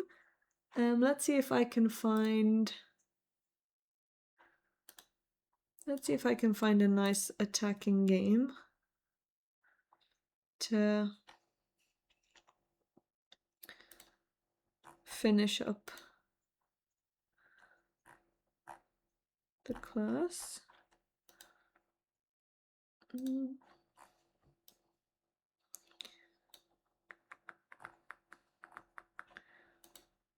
Okay, let's look at this one. This was played online, but it's a really nice example of how you can get a really beautiful Colle attack. So very straightforward, very simple, and this happens a lot online. So I would say that the Colle is definitely more successful online than it is over the board, because if your opponent is prepared, they can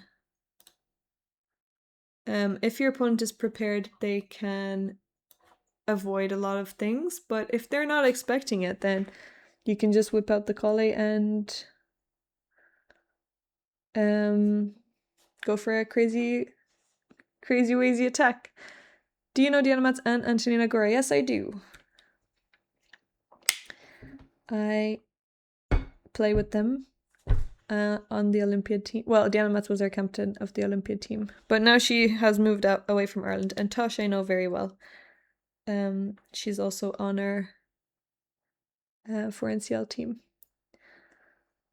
Yes, I do play Colle over the board against 2000. I play Colle all the time. I think it's also good over the board. It's just that the attacks and the tricks mostly work online because people don't have as much time to think. But over the board blitz also works very well. Recently I played an over the board blitz tournament and I won with the Colle against a very strong player. So let's go. Last game. Let's finish up with a beautiful Colle attack. So we're starting off normal with d4, get a beautiful textbook, and this can inspire you for your games that you're going to start playing now. She decided to take my pawn, very reasonable move.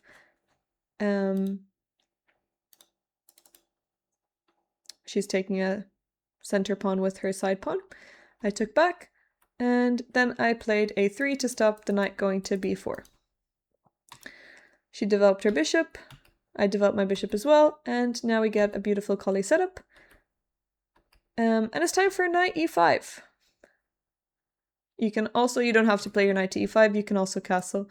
Sometimes I like playing it before castling just to get f4 in, and immediately when I castle I can do a rook lift. So knight e5, she developed her bishop to defend her knight as well, because I was actually threatening to take the knight. f4, and then she played g6, so she got a little bit spooked here from the attack, which is fair enough. I castled, and she brought her knight to d7, so she maybe wants to kick my knight. And this is how not to defend with black. If you begin to defend and start pushing your pawns on the king side, you're going to create big targets. So, time for a rook lift. She moved her king out of the way. Maybe she wants to come and defend with her rook. Still, rook h3. I'm just going for my awesome attack. And here she played f6. So she's kicking my bishop. Now you can pause and think about what you would play with white.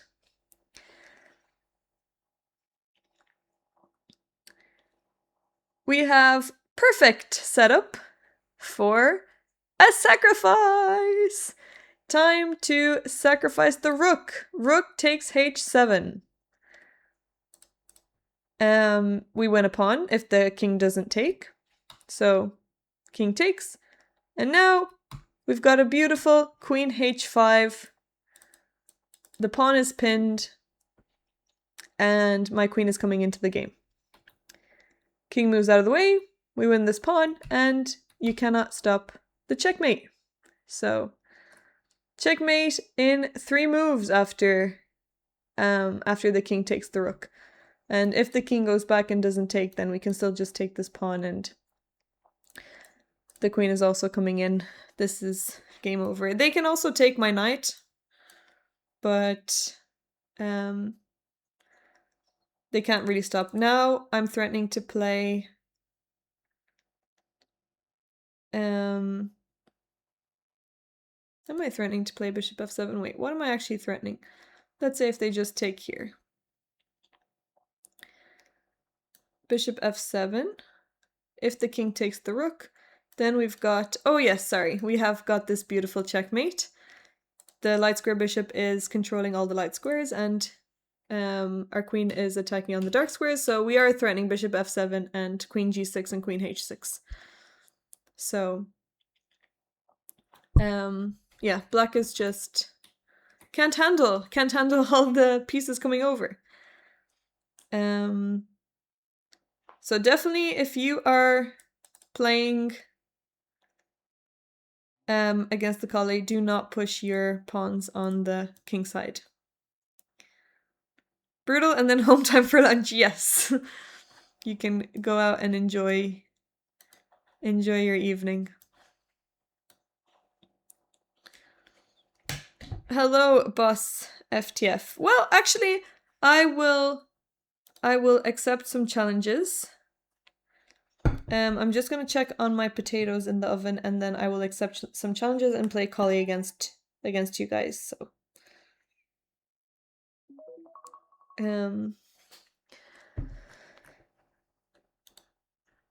I will prioritize subscribers. So if any subscribers want to play,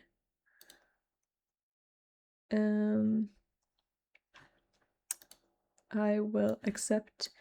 So I'll be back in maybe 2 minutes, but if my potatoes are close to done, then I will have to finish up because I don't want to leave them get cold.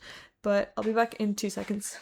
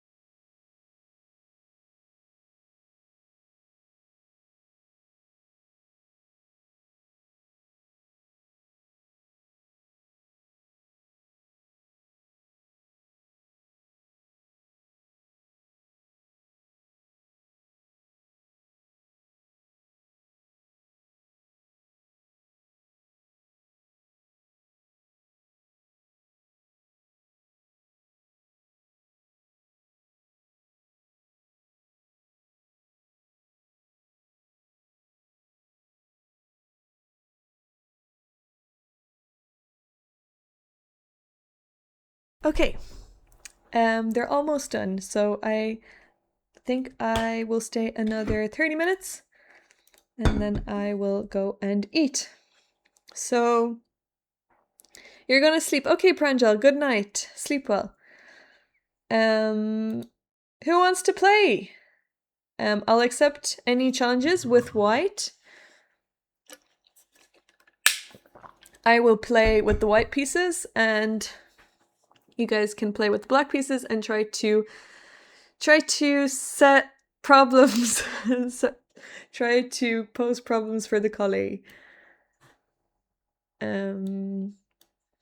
Yes. So when you're challenging, if possible, you can challenge black pieces for yourselves. But if it doesn't go to black pieces, then I'll just abort the game and rematch. So that should be fine too. Any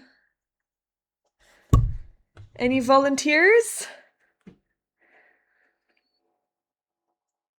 Or should I challenge in the pool?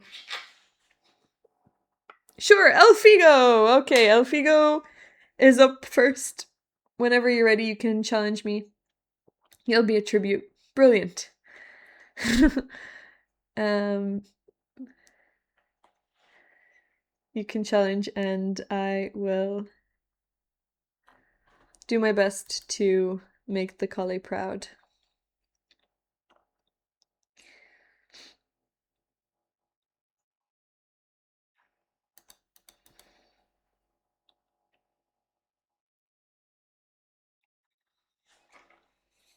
Let me put on some music.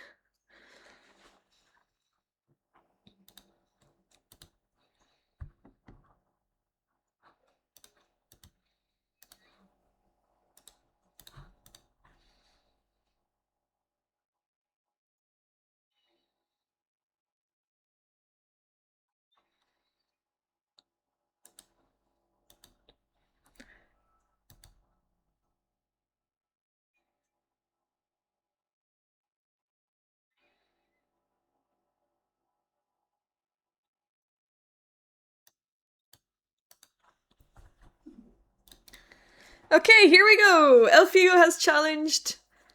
Let's see how it goes. Best of luck, Elfigo.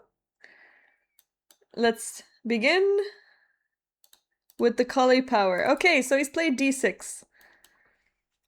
We'll continue with knight of 6. Even though against the King's Indian, I don't recommend playing the Colle. We can... Oh, this is not King's Indian. I didn't mention this earlier, but when they do play d6, it's going to be kind of annoying for you because you won't be able to play your knight to e5. But yeah, we will figure something out against it. Okay, so we gotta check we can continue to develop our normal setup. We actually get this in anyway.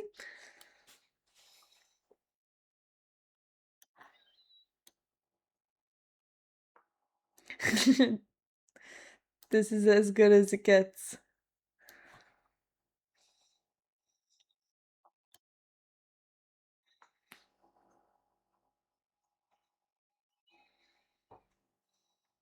Okay, ambitious e5. Nice move. So they are threatening to play e4 because if we take with the bishop, they can take with the knight, and my knight is pinned. But if I castle, then e4 doesn't work because I can just capture the pawn and my knight is no longer pinned. So, nice try.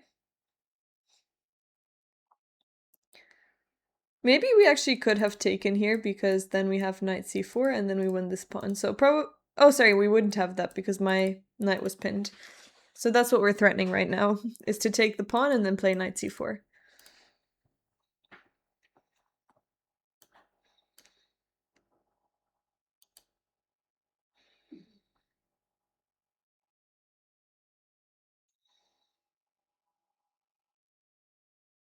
Okay, so he still went for e4, but we will just capture. We'll take that pawn.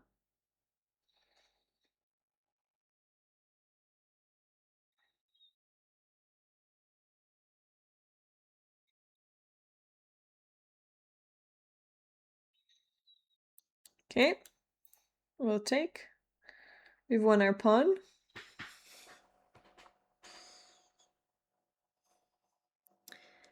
And now I'll go for a c4. We'll kick the queen. And then we can actually bring our bishop to c3 and have a nice attack over here. Oh, okay, queen went to the other side of the board. I'll continue with bishop c3.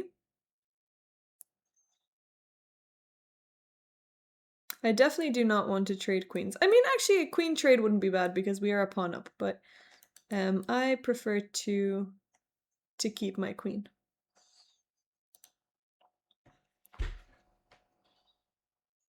This does look very nice for white. We have development, we have space, we have beautiful bishops.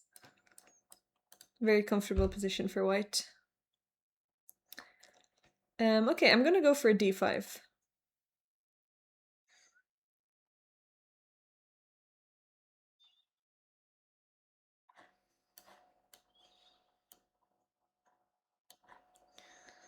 Okay, we'll bring our bishop back.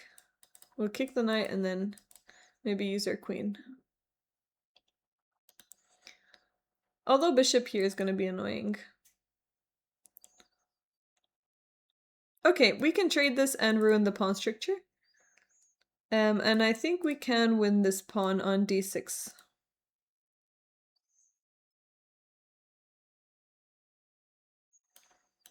Okay, now we have a lot of things hanging.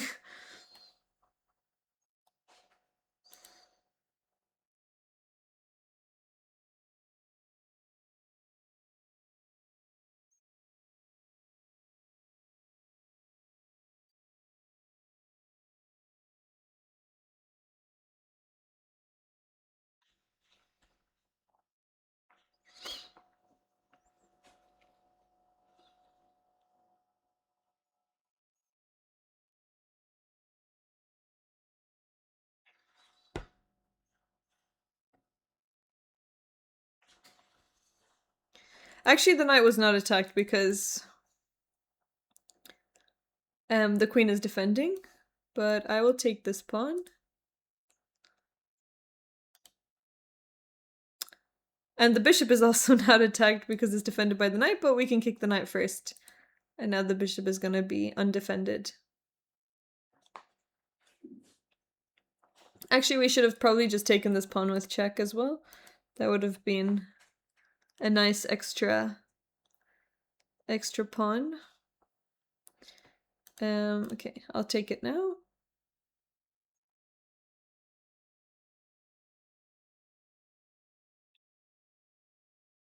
Okay, and now we can take the knight. We don't have to be worried about this because the rook is pinned. So I'm going to go knight here, and we are threatening to take... Actually, we're not threatening that right now, because the queen will just take. But now we actually have checkmate. So the queen needed to stay there to defend f7, but now we can take it with checkmate. The rook can't take because it's pinned. So thank you, Elfigo, for the game. Sorry for putting you out to slaughter, but I appreciate the challenge. Okay. I'll accept one more game. Who else wants to have a go at playing against the Colle?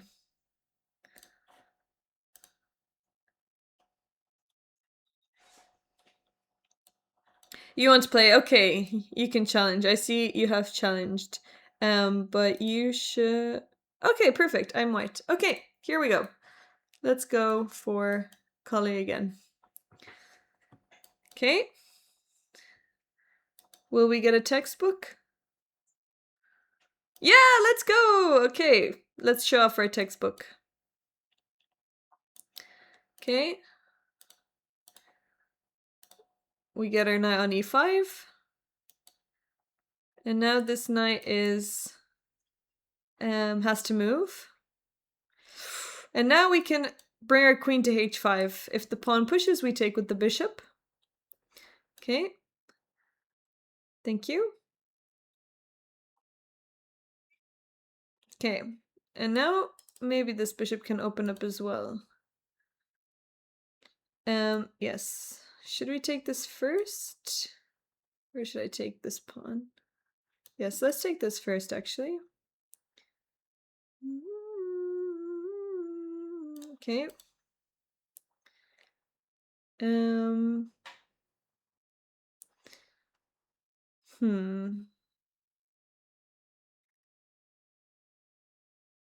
Okay, so after this, then the king goes back to g7. But if we go here, we can take the rook. Do we have anything better?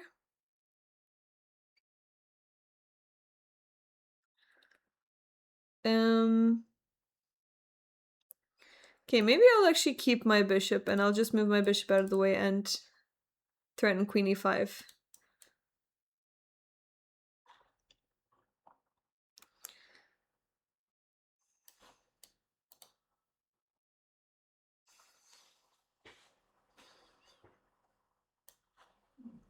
Okay, they're not letting us, which makes sense.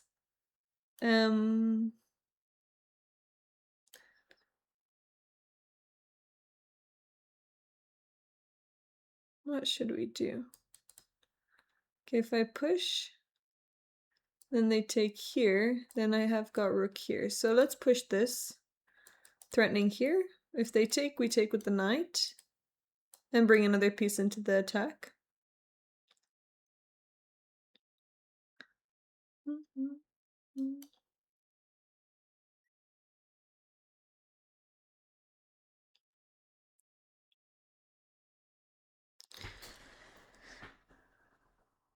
Okay.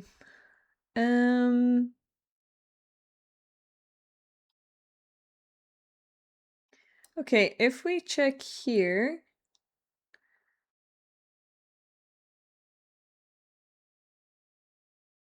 doesn't really help us because the king escapes. So let's give this check.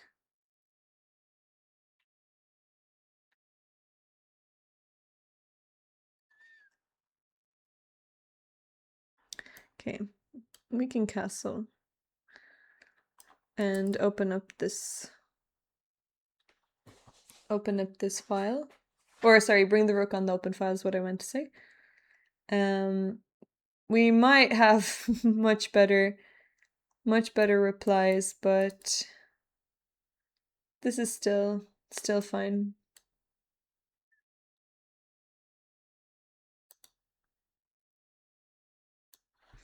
We're threatening to win the queen. Okay, we could take here first. Intermediate check.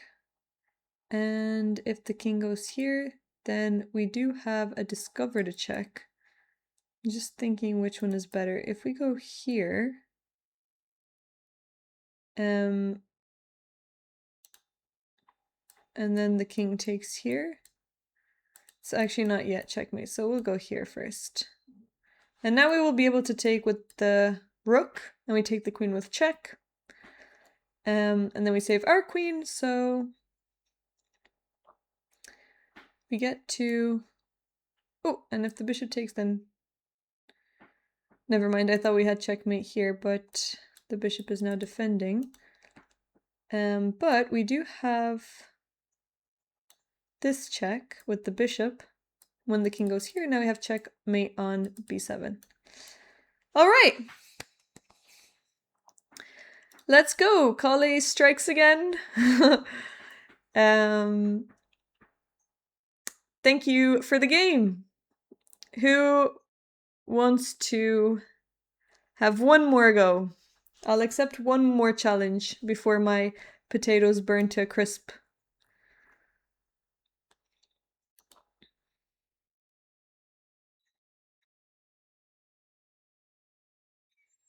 Yeah, 5 plus 0 is very fast. Don't worry, Elfigo. No problem, boss. Okay, one last game. One last game. Oh, you're sending. Okay, perfect, TJ. TJ is our last game. Oh, sorry, I didn't see Lucanian also challenged. Okay, I'll accept TJ and then I'll accept Lucanian. Here we go. Let's go for d4. Well, let's continue with the Colle, the whole theme of today. Okay. Oh, we get a textbook.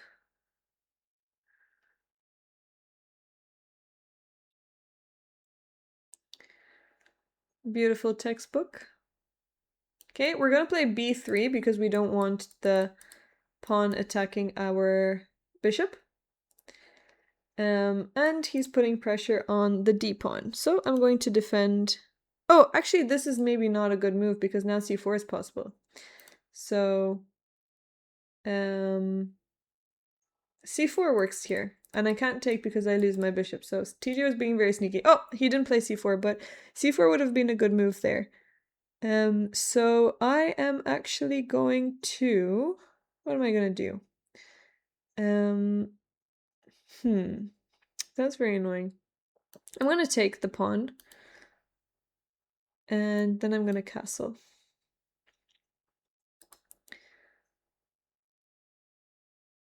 We could think about ruining his pawn structure. But I will want to play my knight to e5, I think. And I will also try to play either e4 or c4. Okay, so he's pushing here. If I take, he'll take with the knight. I take with the knight, he takes with the bishop. And after I take with the bishop and he takes with the queen, I might have a discovered favorite tactic. So let's have a look if this is going to work out.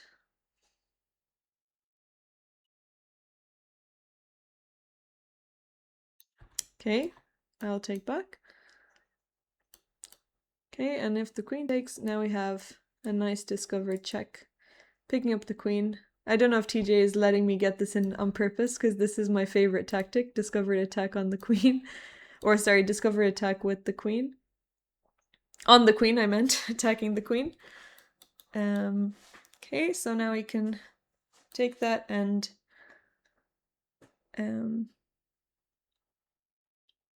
okay, let's go here. If the knight takes, we'll take the bishop. So I'll take the knight first. And If we have a discovered attack, then I'll just take... okay, we'll put pressure here. Maybe he's gonna go for...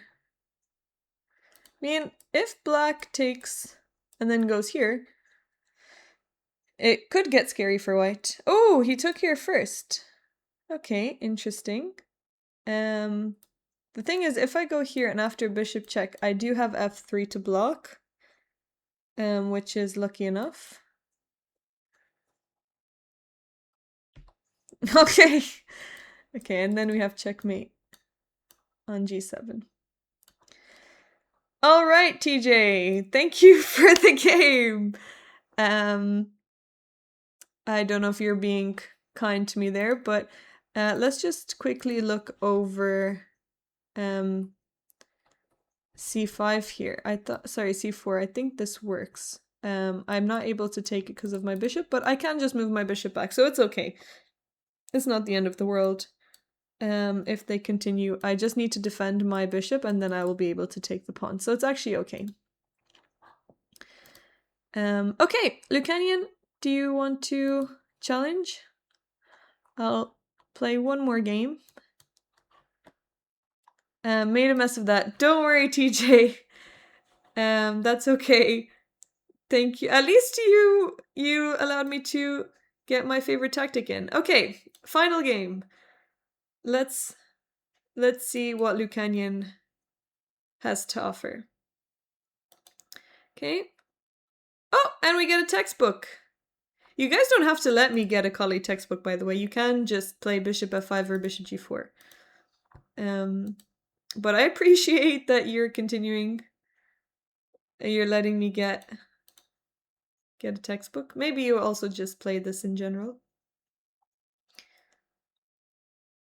Okay, beautiful. Oh, wait, he is trying to play symmetrically, but we have a very beautiful position here. Okay. So, do I go for h4? I might actually just go for h4, but maybe this is the time when we're gonna castle queenside. I might castle queenside this time. We can also bring our queen in here, but I think I do want to go for h4, g4. Okay, so he's now attacking on the queen side as well. Let's go for h4.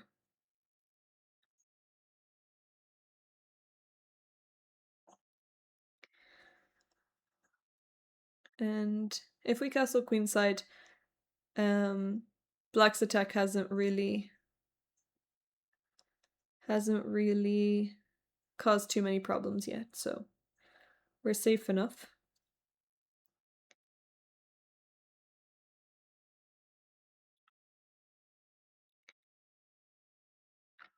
Okay, the other knight moved. We have so many potential sacrifices. First I'm gonna kick this knight.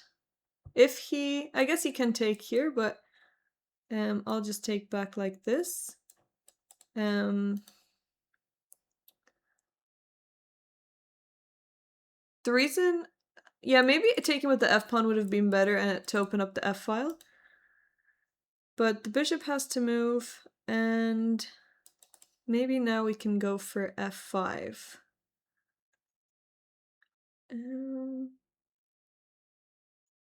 Yeah, let's go for f5.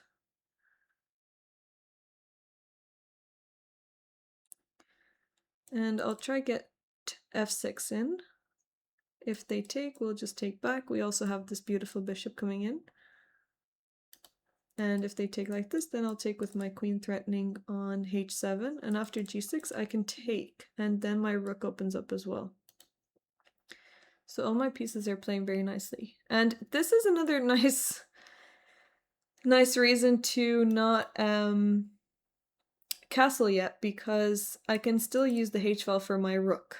Although if my rook was on f1, it would also be very strong, so castling is also good. Oh, and now we can take on h7 and we have checkmate. There wasn't much else that black could have done. So he could play knight f6 though, and attack my queen and defend at the same time, and then I just move my queen out of the way. But this still looks very scary for black, although you can still pose some problems. Anyway, thank you for the game. Nice way to finish off with a nice Colle attack. And that maybe answers your question if the Colle is more positional or attacking. So definitely have attacking chances in the Colle. Thank you for the game. Thank you for challenging. Thank you everyone who challenged. I really appreciate it. I know it's not easy to volunteer yourself like that. But that's it for the masterclass. Thank you so much for tuning in. This was part 1. I will continue with part 2 soon in the new year. So I'm leaving you with some something to practice over the Christmas, and when we come back in the new year, we can look over some other lines. But thank you so much for watching, and I'll see you guys next one. Have a wonderful Christmas and New Year. All right, now I am back. Now I am back to normal. I'm going to go eat my potatoes.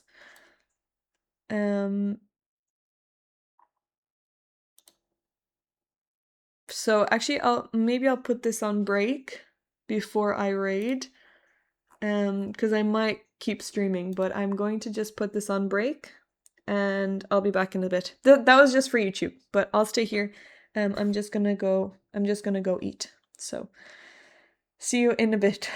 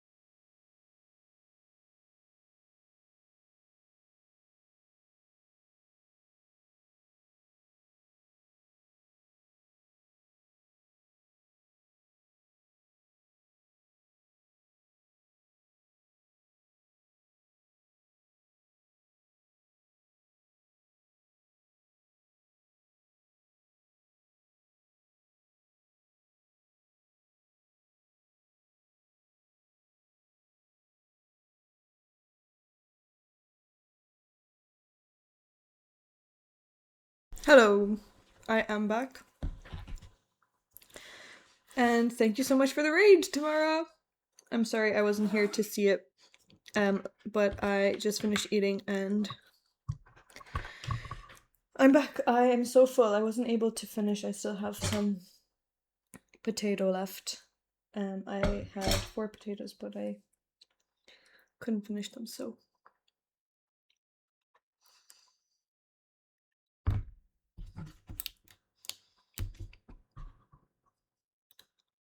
How are you guys?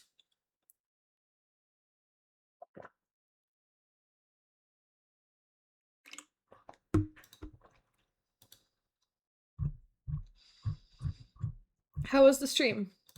Oh, you were commentating. I forgot. You were commentating for Stitches. How was the game? Who were you commentating for? I can't remember.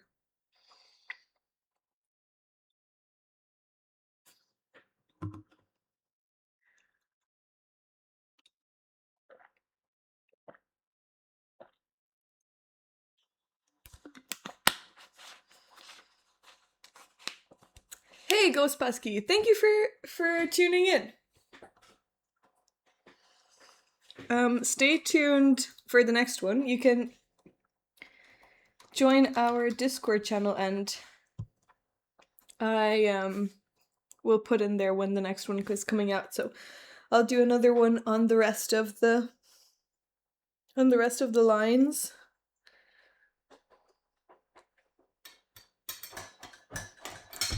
I'll stay a little bit longer. I feel so tired after the food. But will I open the queue?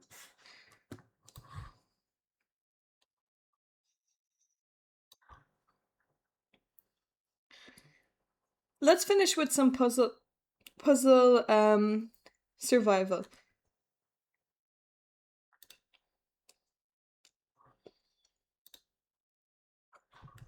Let's do puzzle survival. We'll all have to learn how to play against the Colle. Yes, you will. It's not too tough playing against it. I'll show you some annoying lines.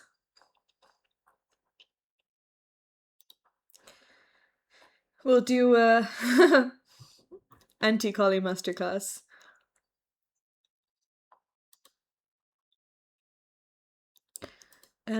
Wait, I'm just gonna add. I should already have a puzzle.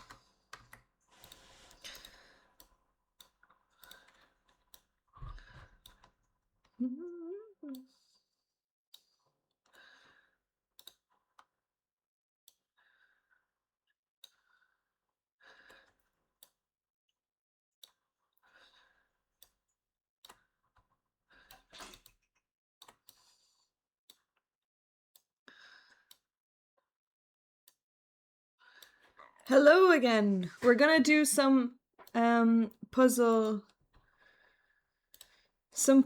survival.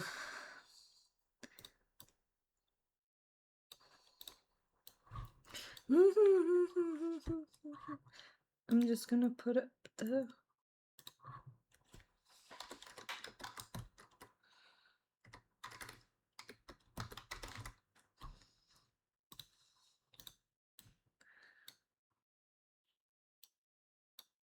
Yes, I know. Thank you. I saw it when I got back. I was just quickly eating some food. I ate way too much. But welcome everyone. It's very quiet in general. It has been quiet today. Okay, let's go. I'm going to try get over. What am I gonna try get? Let's try get 50. Don't get indigestion. How would I even get that? Also, Tamara, thank you so much for continuing your sub. I really appreciate it. Thank you for the 16 months. I'm not sure if you're still here, but if you are, thank you so much. By eating too fast. Oh no, it's okay. I actually didn't finish my food. I still have half a potato left. But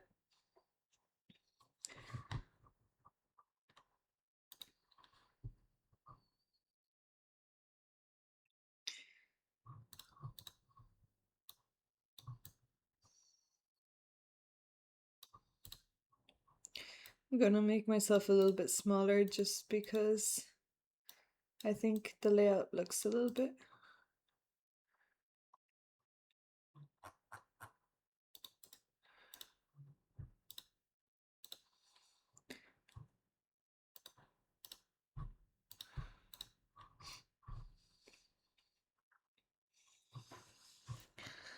Okay, this is similar to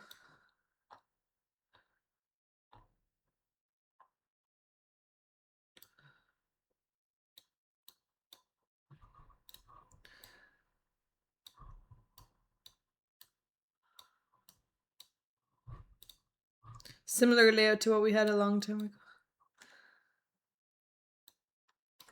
Okay, I'm gonna do a prediction. Puzzle survival. Okay, everyone get out your puzzles. We're gonna do some puzzle survival and try to do as well as we can. So get out your puzzle survival and let's beat our high scores. I'm gonna do a prediction. Can we get over 50 survive?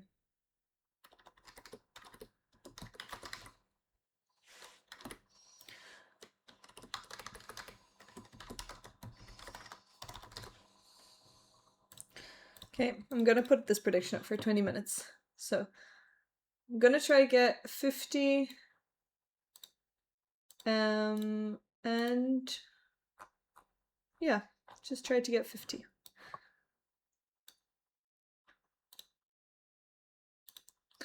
Or over 50. Okay, let's start off with the easy ones. Oh, sorry.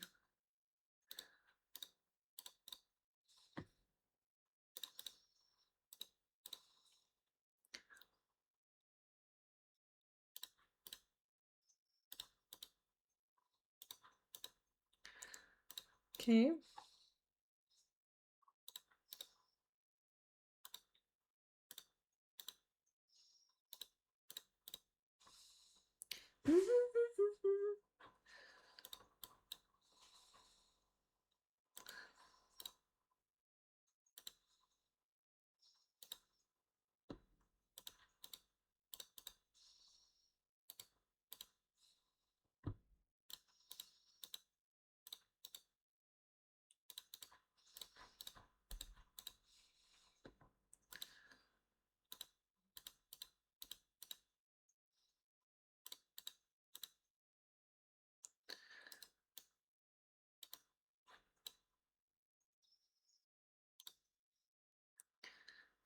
Do I use the rook?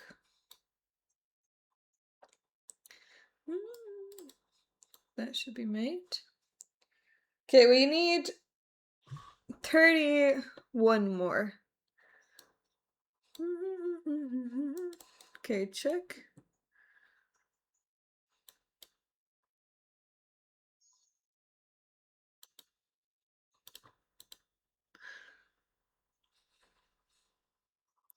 Okay, I guess we will queen first.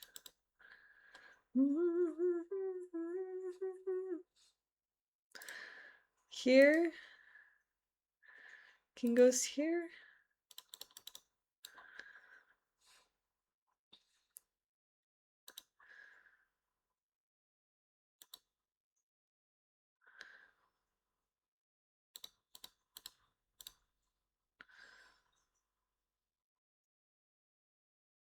I guess maybe we can try do that.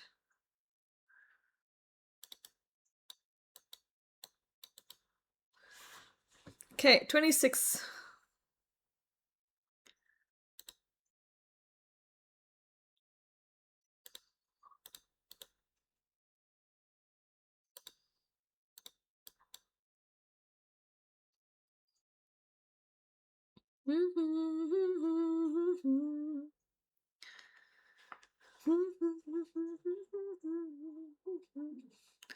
What is this?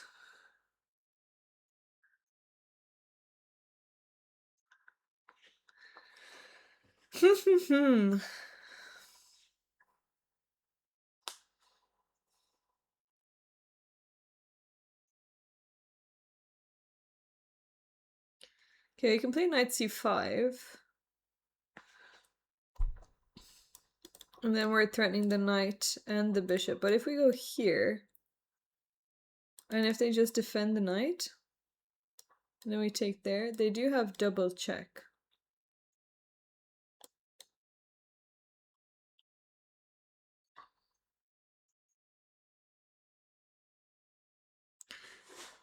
Don't actually think that's that bad.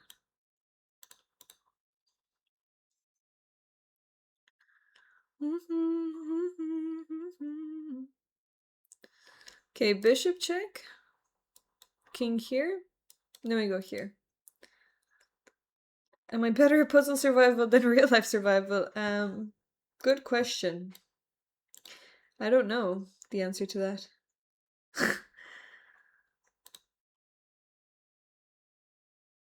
Oh, Perceptive Trader thinks that we're better at puzzle survival. That would be a compliment. Or is it not a compliment? I can't tell.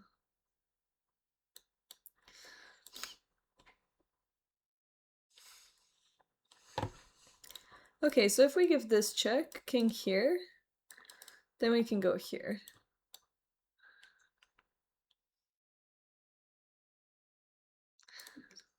Okay, here, king here, and then we take the rook.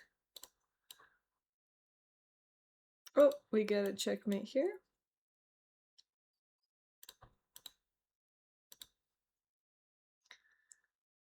Probably we take the... Oh, do we take the bishop? Yeah. Okay, that was a sneaky one. That was a sneaky one. So if we push here...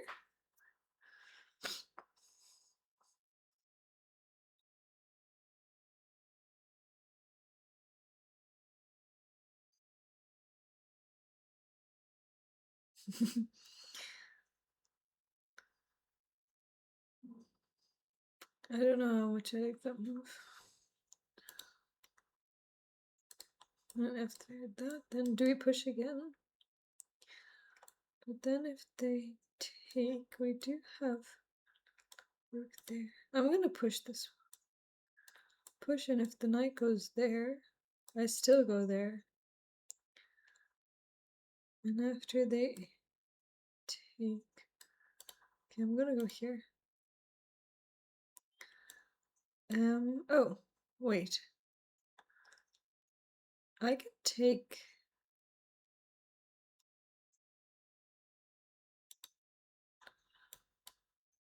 Okay.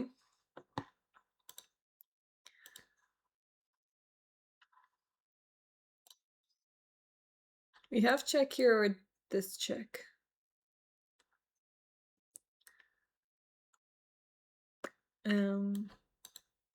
Prefer this check.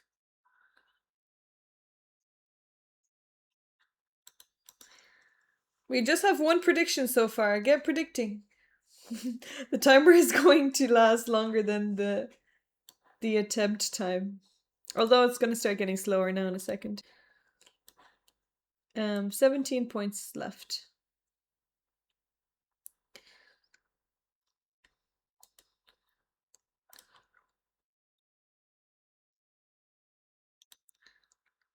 $3,000 for yes.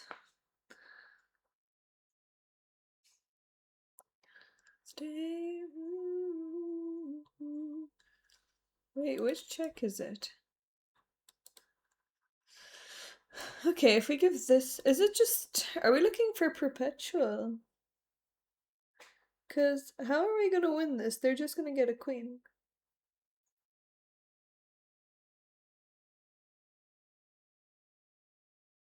We can't win this, can we?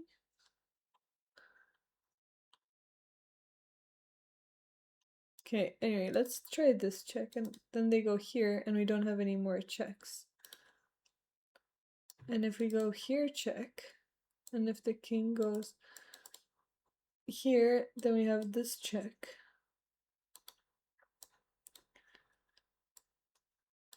I think this, we're looking for a draw.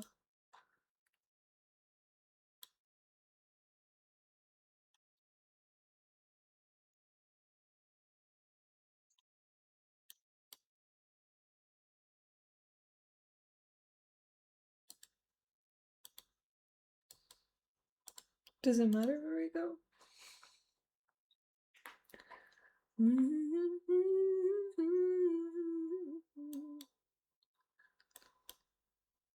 Okay, I think I've never had a draw puzzle before. Hello, Taylor's Gambit, how are you?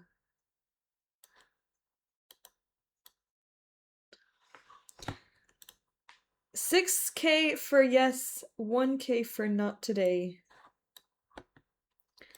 How is the train training going? Finished work this week, nice.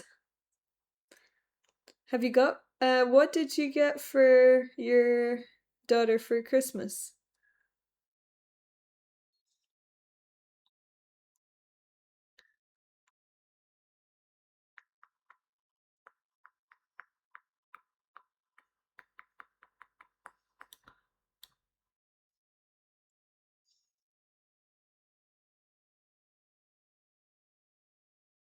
Oh, we do have work here.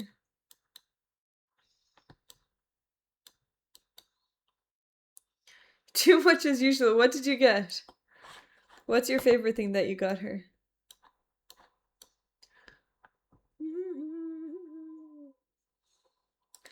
No favorite tactic. Okay, if we take here. Doesn't seem like it's enough. Oh, but we do have bishop here. Okay, 12 more. She really likes Gabby's dollhouse, so we got her some of that stuff and we got her a kid's archery set and a remote control car. Oh my god. Spoiled. Spoiled daughter. What's Gabby's doll? Oh, that's cute. That's nice. I would have loved to get that. I would have loved Polly Pockets and I never got them. But that looks a little bit like that. Be careful what you set the standard to because next year you're going to have to get her the same or more.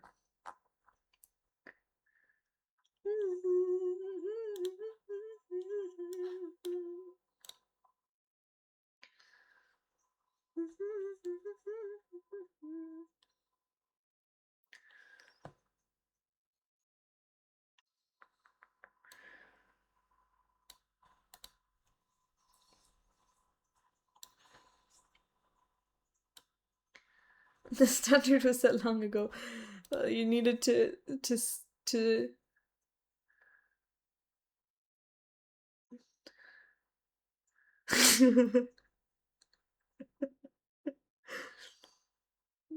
Yeah, good thing.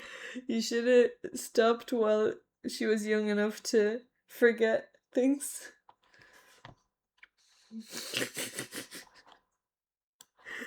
What is the Dudley Dursley mindset?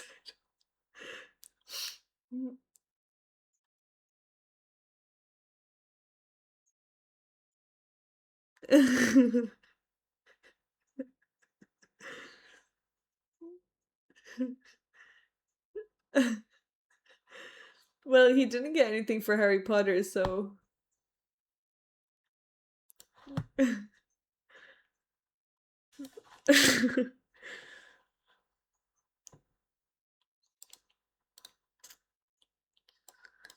Okay, we have this.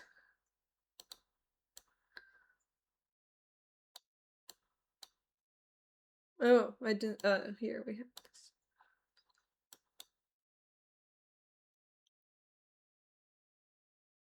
Oh, that's true. Today's the summer solstice, winter solstice. I forgot. I am happy about that. That they're gonna start getting longer. What is the answer here? So we have this check. After king goes here. We go here. King goes here, then we've got mate. Okay, we're on 41. We need 10 more. Oh, wow. Is that in the books or in the movie? Because I didn't read the books, but I don't remember that being in the movie.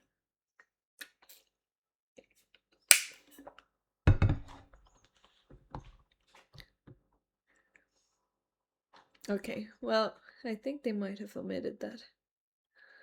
We can take the night. It has been good. Can't complain. I went for a walk. I studied for the masterclass and had the masterclass. Oh, is it? Maybe we should have a Potter off. There's no mate. I don't see the problem with taking this knight. I'm gonna take the knight. Okay, we have bishop here to block the mate. I mean, you definitely know more than me, but there are other people that have extensive Potter knowledge. Okay, we do have check here. Wait. Check here, and after this, we can take. And if they take our queen, we can take here with check. If they block, we promote.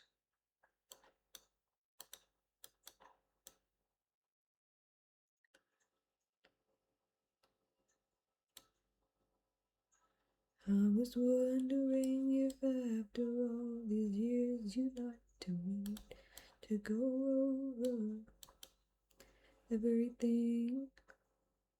They say the time's supposed to heal you, but I ain't done much healing. Okay, let's go here. I'm in California dreaming about who we used to be. I want to go queen. In a game I would play queen here, but in this case I don't know. The world fed out of me, there's such a difference. What's TGDGL? Thank God days get longer. That's funny.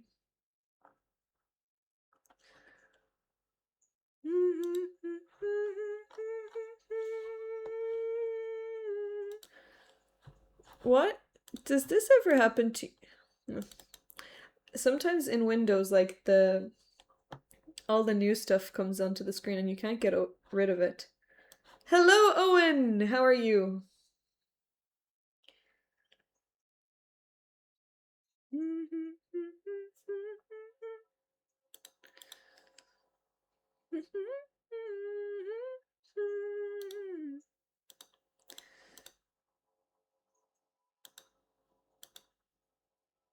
You were napping. That's good. Did you have a night out yesterday?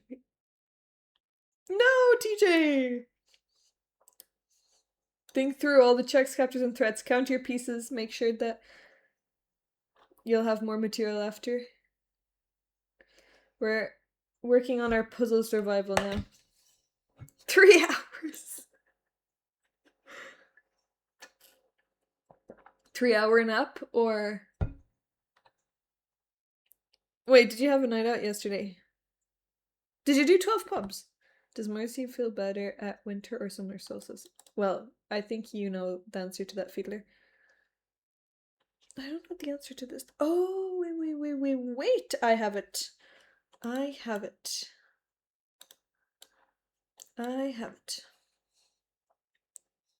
No, I've never done that. No, I did it once and I think we got to one pub. You never 3 hour nap. That's basically just just a night's sleep. How are you gonna sleep at night now? Why can I not just take this bishop?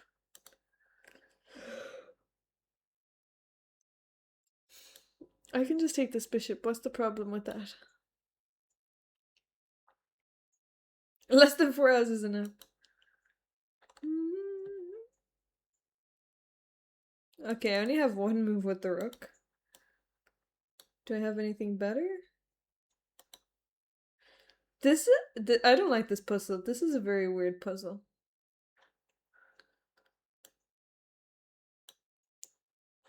No!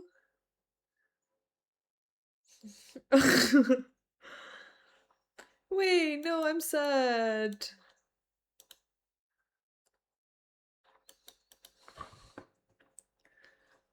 Why is that wrong? It's wrong because after they take here, we take here. No, that doesn't work. I'm tired now. I can't take with the bishop because of rook here. They changed the buttons on chess.com. Don't really like it that much. Why doesn't that work? How's that wrong? How is taking that pawn wrong?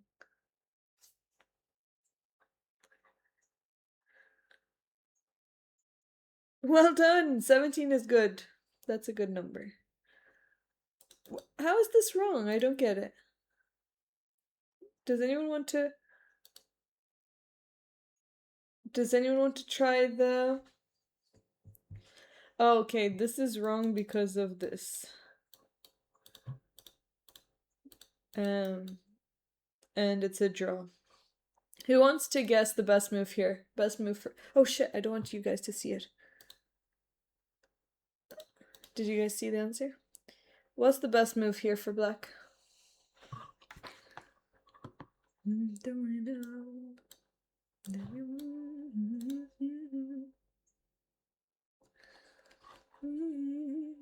Yes, king g6, well done.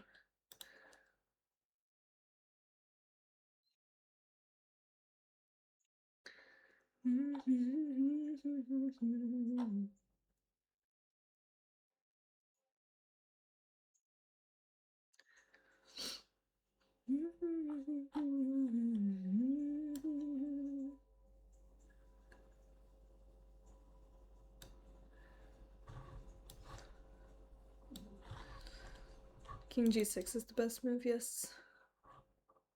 To just avoid all the annoyingness. Okay, we're on 45.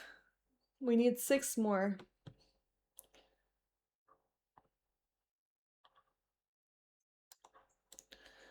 Check, knight takes. Then we have check, mate.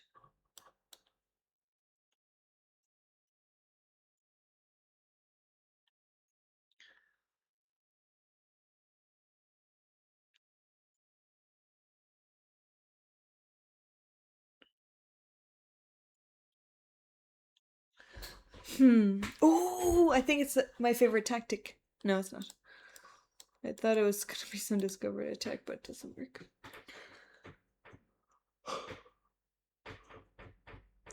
Okay. Check. They have to take, and then we have mate. Okay, 4 more. Let's go. 4 more. Check here. Until we're gray and old, just say you won't let go. Just say you won't let go. And then we take there.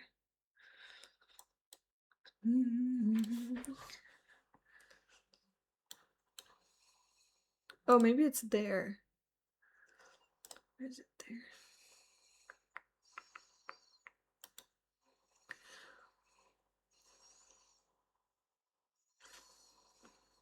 Oh yeah, it has to be here.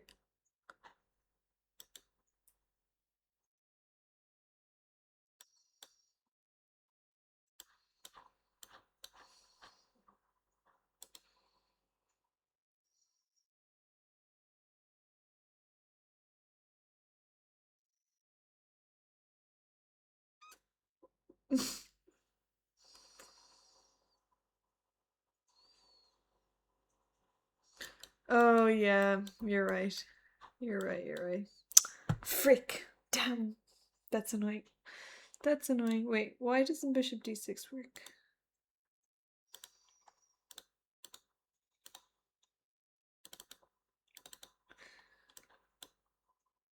Oh, rook 8. Okay. Yeah, forcing moves, I know. Okay, frick. 47, shit. One more wrong move.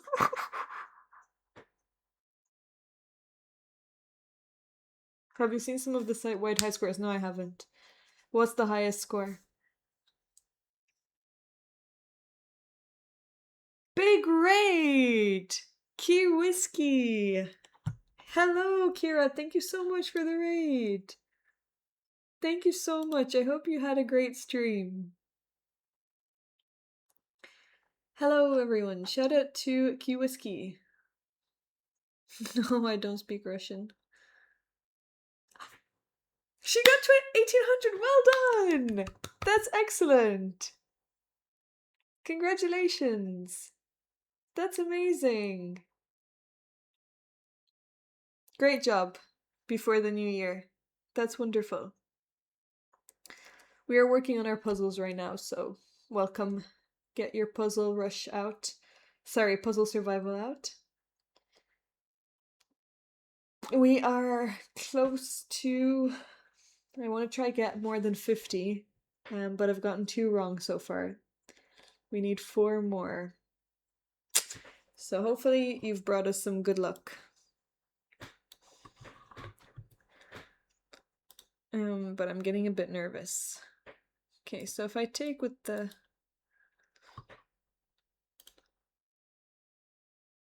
This one came out 10 years ago.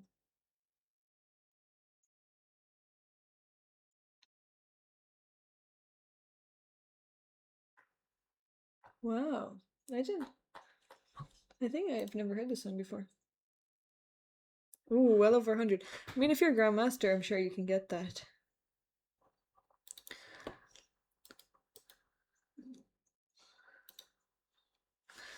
Damn, darlings.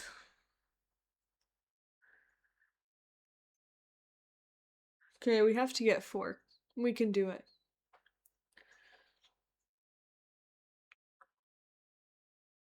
Okay, so my first thought is to take here, and after the bishop takes...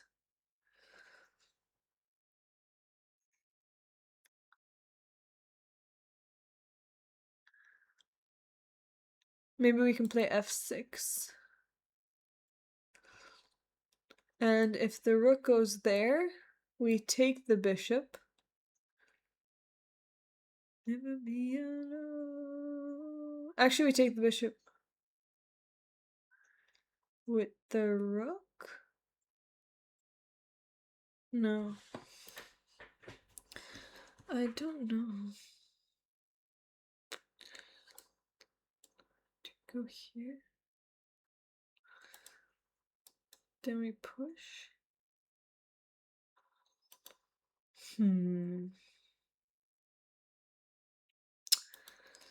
Damn. Okay, well, I'm thinking of rook here. And we're threatening mate here. So the bishop has to take.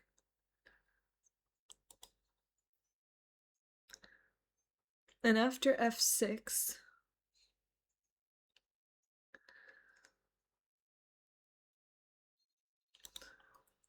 Although I also like knight here.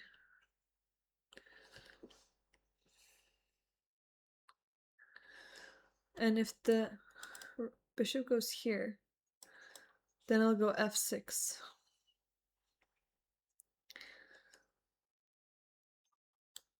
No! Damn.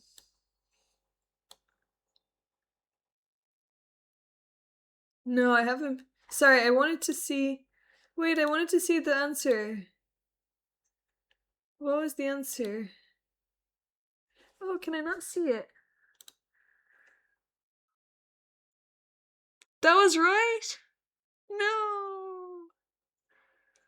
No. I'm gonna try.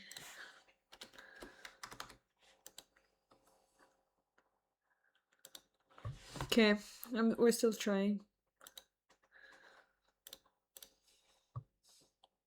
Go to the history. Okay, anyway, I believe you. If it wasn't night here, then it had to be night there, then it had to be.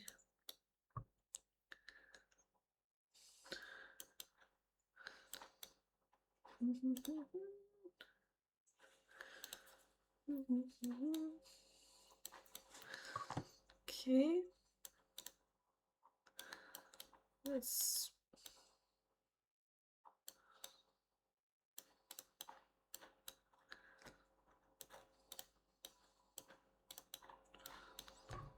okay. I'm really mad.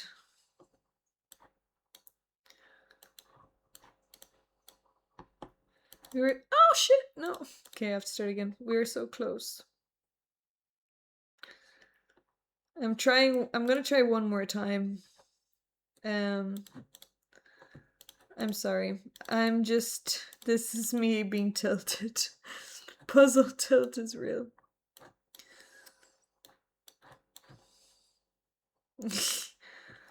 Yes, I am. Yes, I am.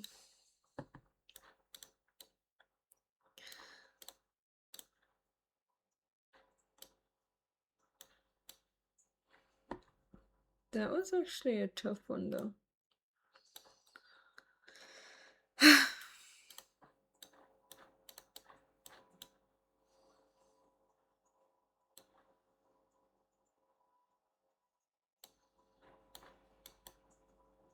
Orange check.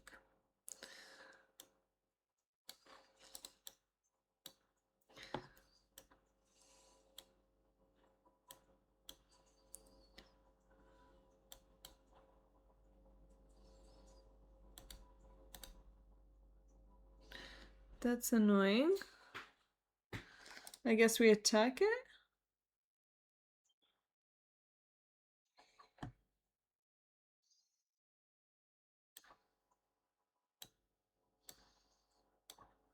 Okay.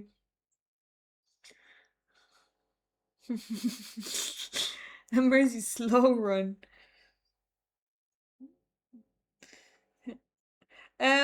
Well, I guess I do. I find it a little bit slow, but we could do that. I just didn't think many people would enjoy watching it.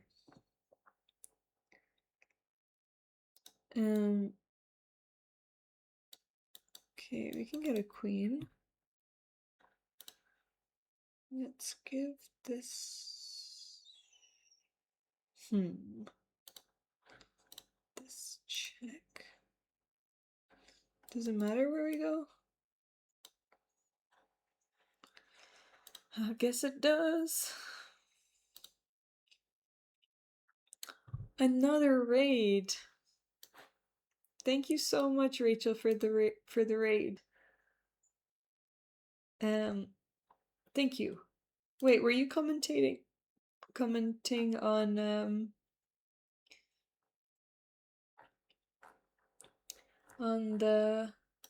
Sitch's tournament as well? I would be curious to know what your average subscriber age is. I feel rapid grind is more enjoyable for us over 30. I would do a poll, but most of the time no one votes in the polls. So I don't think it's a... You'll be fine.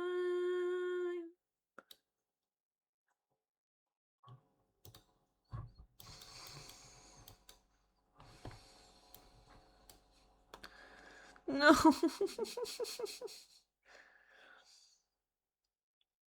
I don't know, Fiddler.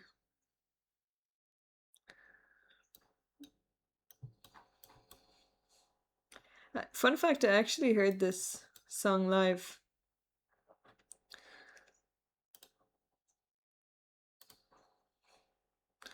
I'm sad. We really ruined our grind.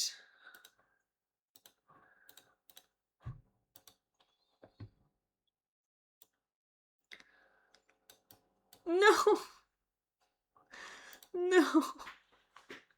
No. I'm sad. I'm so mad. Why is it going so badly? No, I need to do it. We need to get over 50.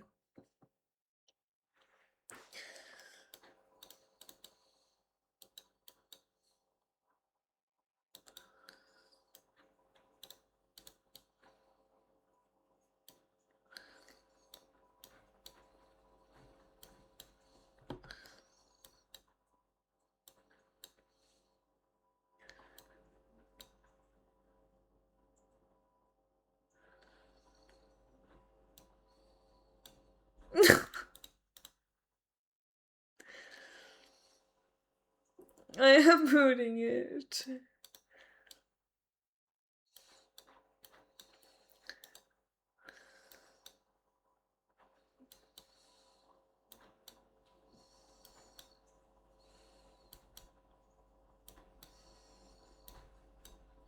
We're gonna get it. We're gonna get it. What? Oh.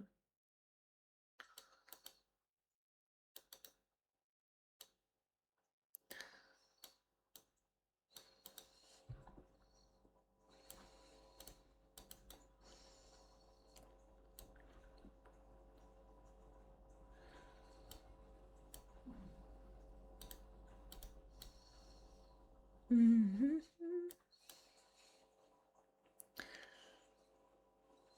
Ooh, my favorite tactic. Let's go. Okay, we can take this.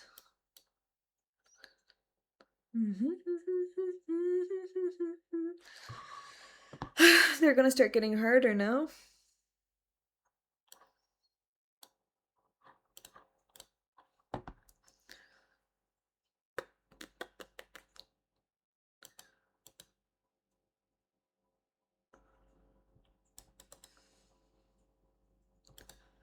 What?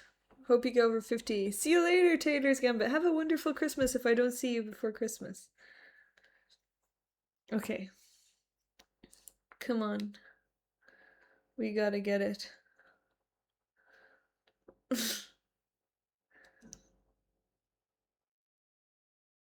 I think it's gonna be... No, it's gonna... I don't know what it... What?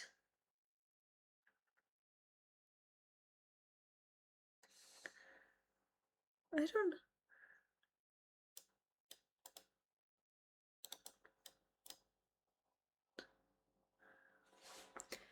What is this answer?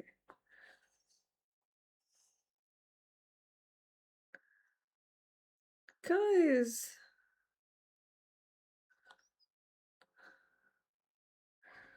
What's the answer? I'm hallucinating. Oh, if the bishop takes, we're knight up anyway. Dun, dun, dun.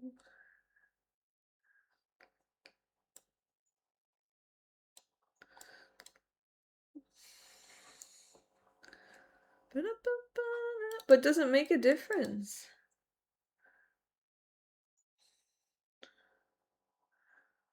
It doesn't make a difference. Why does it matter?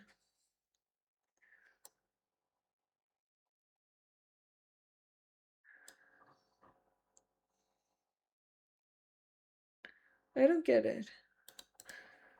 This is both the same threat. Why does it matter where I go? Or even if I go here, why does...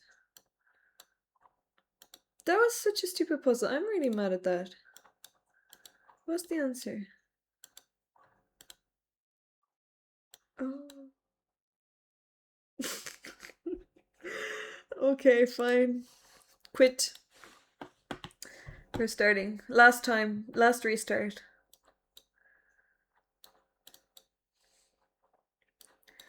Last restart.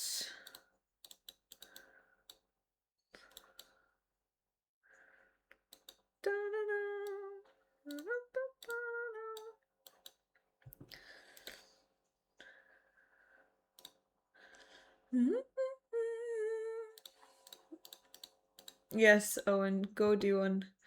You'll have more energy than me. 23 is excellent. Keep going. Keep it going. At this rate, you'll be getting more than me.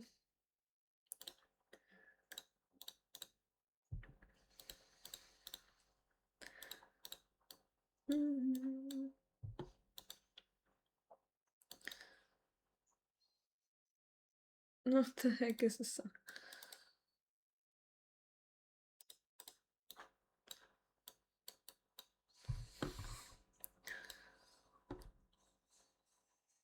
Dun, dun.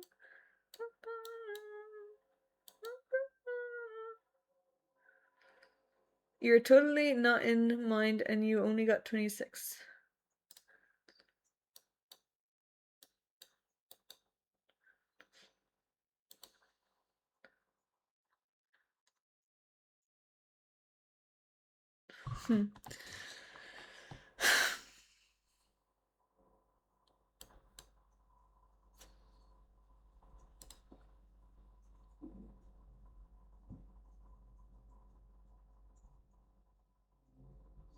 Or is it bishop here?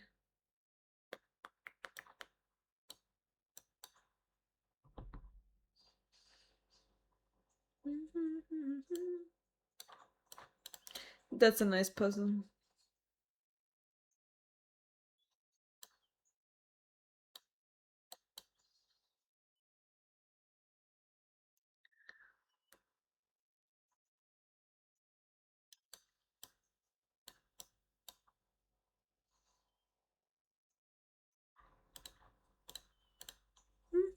Oh, okay, well, we take this.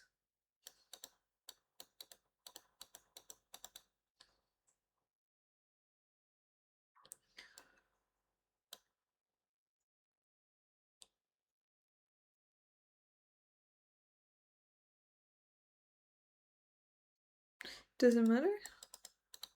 If we take the bishop first.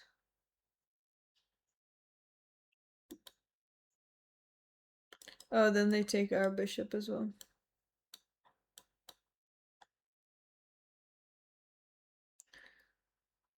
Okay, let's keep going. 28. 28! Okay, if we go rook here.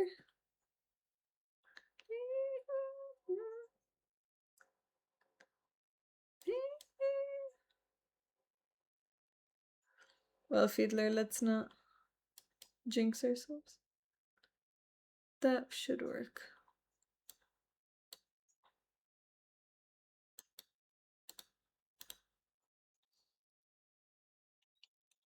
Okay, I can take and then go here.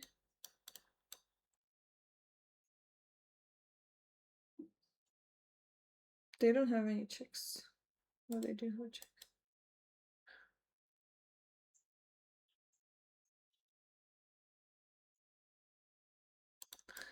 Could also go there. Well, what happens if we do go here? Because we can take and threaten mate. Then they take here and I go here.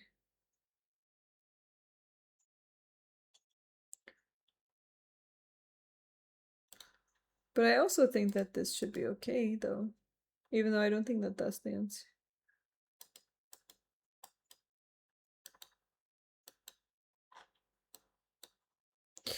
Ooh! Another raid! Thank you so much for the raid, Mr. Alex. I am gonna finish up soon. Thank you so much. How was your stream? How are you doing? We're doing some puzzles. I'm trying to get to 50 plus.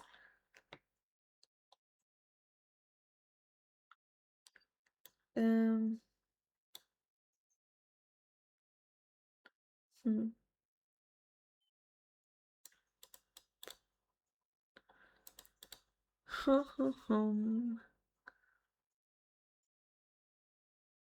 Oh, wait, maybe we take with the rook.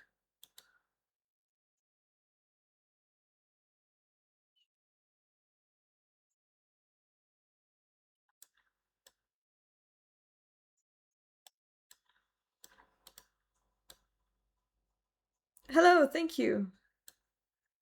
I hope you're good. Okay, they're also threatening. Oh, we can take the queen like this. Oh wait, can we though? Because if we take them here, but this still looks like it's a good endgame, isn't it? Okay, let's keep going. Okay, we can do it. We can do it. We can do it. Although I'm kind of dying.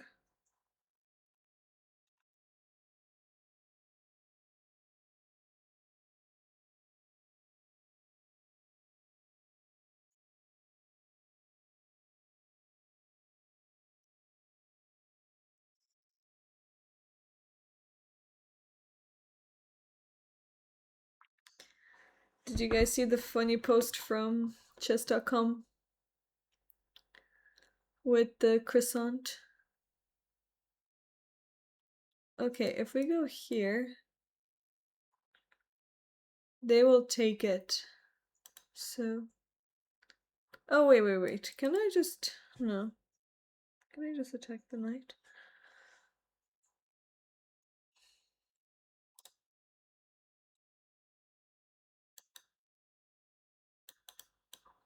Okay.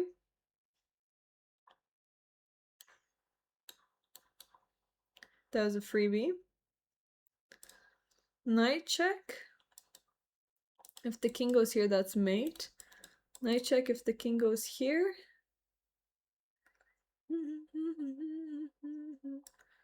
Checkmate as well. Okay. Oh, this has to be a queen sacrifice.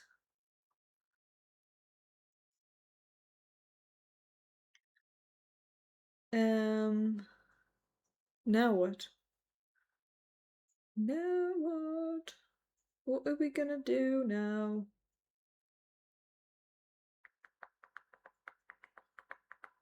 Oh, we have rook here. That has to be the move. And then Sarah Larson has really blown up recently. Never seem to let you go. My everything. It's clear to see the time hasn't changed a thing.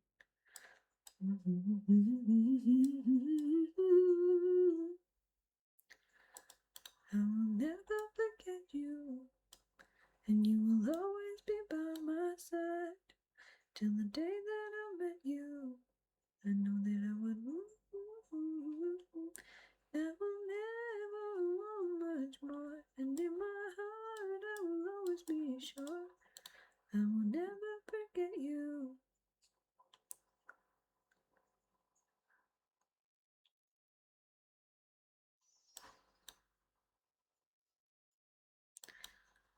Okay, that was kind of complicated.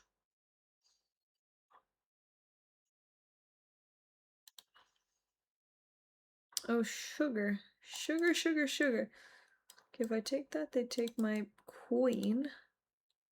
Wait, why can't...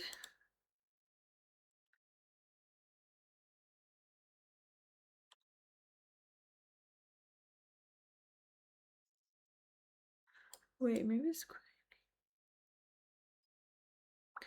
Oh my god, my brain. Okay, queen here. We are threatening all kinds of things.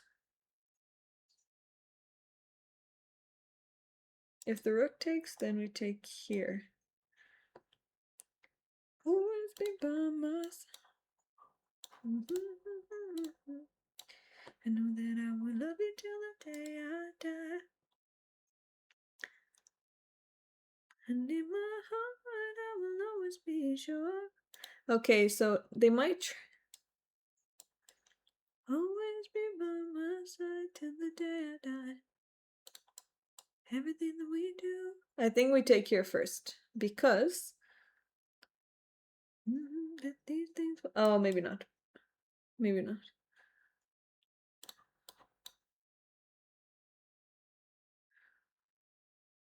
something special with you. I don't know. Okay, this has to be an easy one. Ooh, wait. Is it a queen sacrifice? And in my heart I will always be sure I will never forget. No, maybe not. Maybe not. Okay, if we go queen here, then they'll just move there anyway. I don't like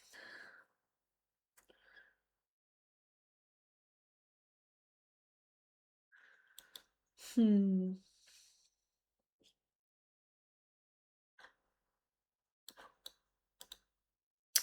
What is the answer? What is the answer? Well, if we take this, it doesn't work. Because check, knight goes here, and I don't see any more checks. So, I'll go here. I love the song! Let's see if the knight goes here. We don't have to run. Let me just look at this answer. Fire, and we burn in one hell of a song. Oh, I know it. It's just, oh no. No? Wait, we do take it. And then what? What? And then what? Oh, shit. Damn, I just didn't continue the full line. See our hands shining up to the sky, 'cause we got the fire. And we gonna let it burn. We gonna let it burn. Has to be. Frick. This is really annoying. Damn. Right now, river right now, more the sea. Acting crazy, get it like it till the lights on, music's on. I'm waking up. That's annoying. Okay, fine. There's no secret now. Okay, we're taking this way. We can still do it. But I'm losing my patience. Shining up to the sky, 'cause we got the fire. Yeah, we got the fire.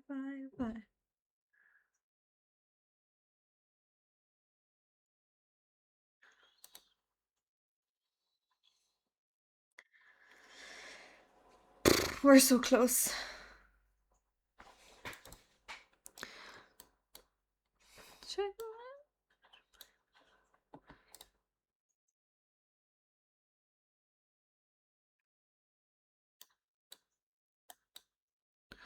Okay, 6 more.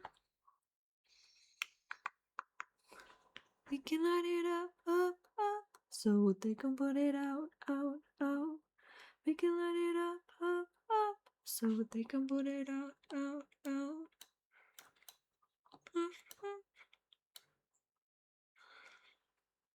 We can light it up, so they can put it out. Okay, here, they don't know what they heard. Does it matter?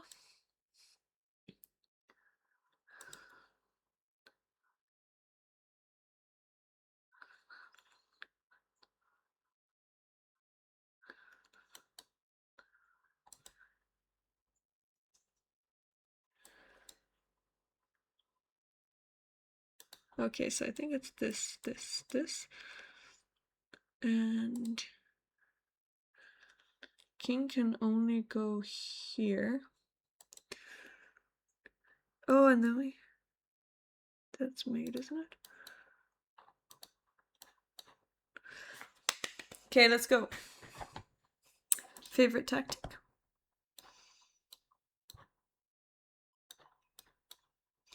Okay, we got a nice freebie there. 3 more.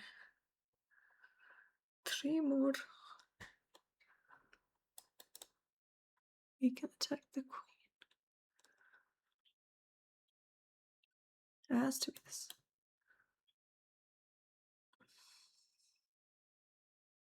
Oh my god, I broke my earphones.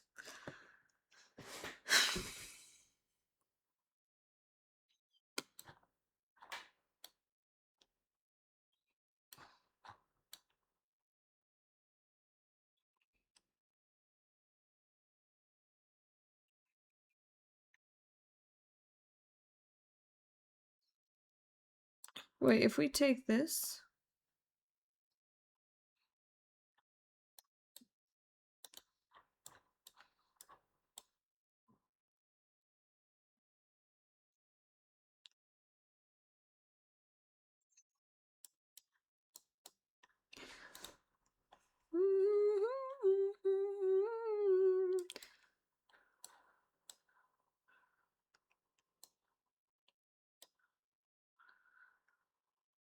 Wait.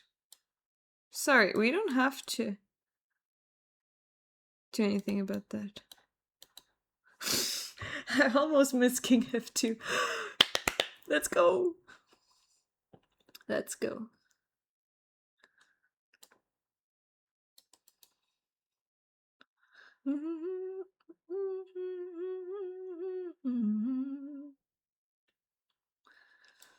Check if the king goes there.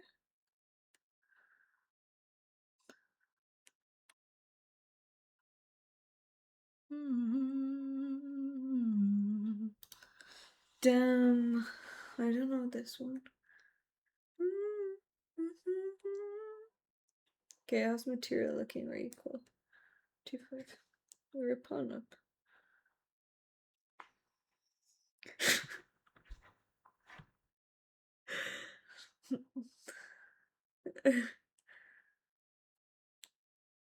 What's the answer? Okay, check here, and we can take the bishop, but...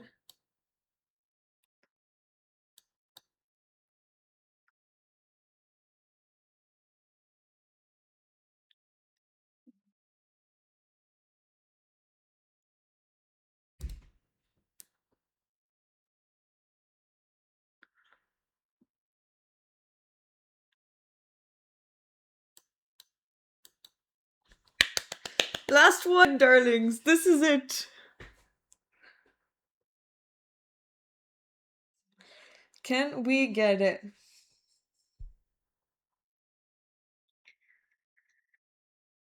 No, I'm actually done. I'm done. I'm too nervous. And I'm really annoyed that I broke my...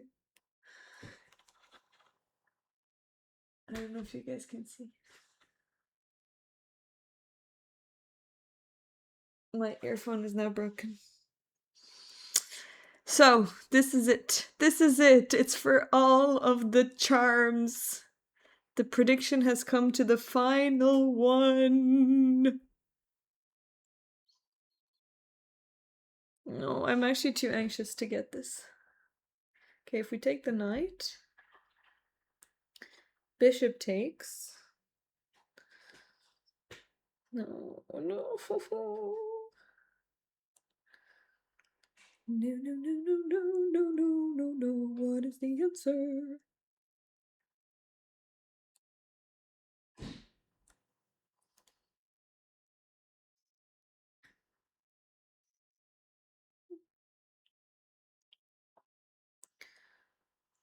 What's the answer, darlings?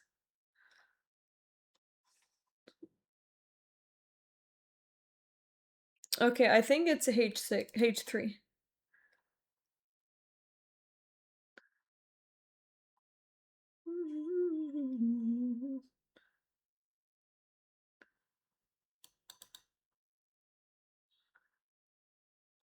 Okay, now I think it's here.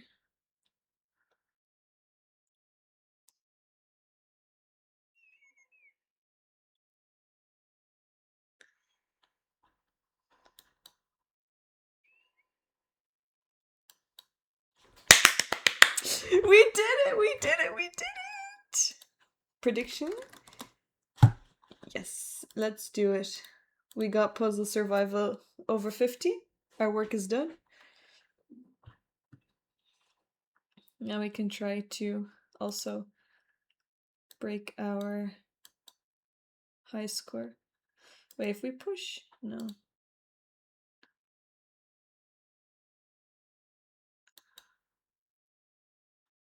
Oh well. We still got it. Oh, we promote to a bishop, I think.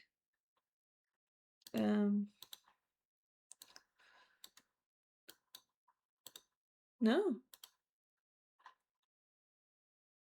Oh, wait. Oh, sorry. I didn't realize we promote with check. Why would I suggest bishop if a queen checks the same as a bishop? That's how you know it's time for me to sleep.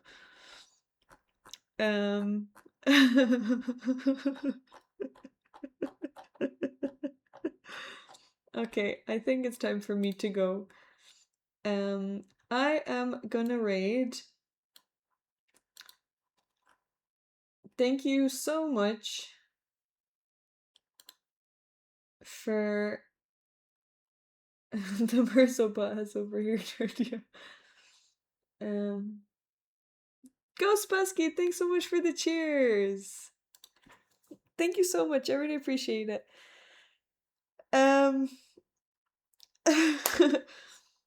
I will see you guys on sorry, I won't be here. Sorry. Big announcement. Make sure you are on our Discord channel because you will get notified when I'm going to stream next, and I will put up the details of the subathon, which is next week. So next week on Saturday we will have a big fun subathon. I have loads of fun things planned. I'm really excited and looking forward to it. Thanks TJ for the 51 bits also. Yes, a lot of fun things planned.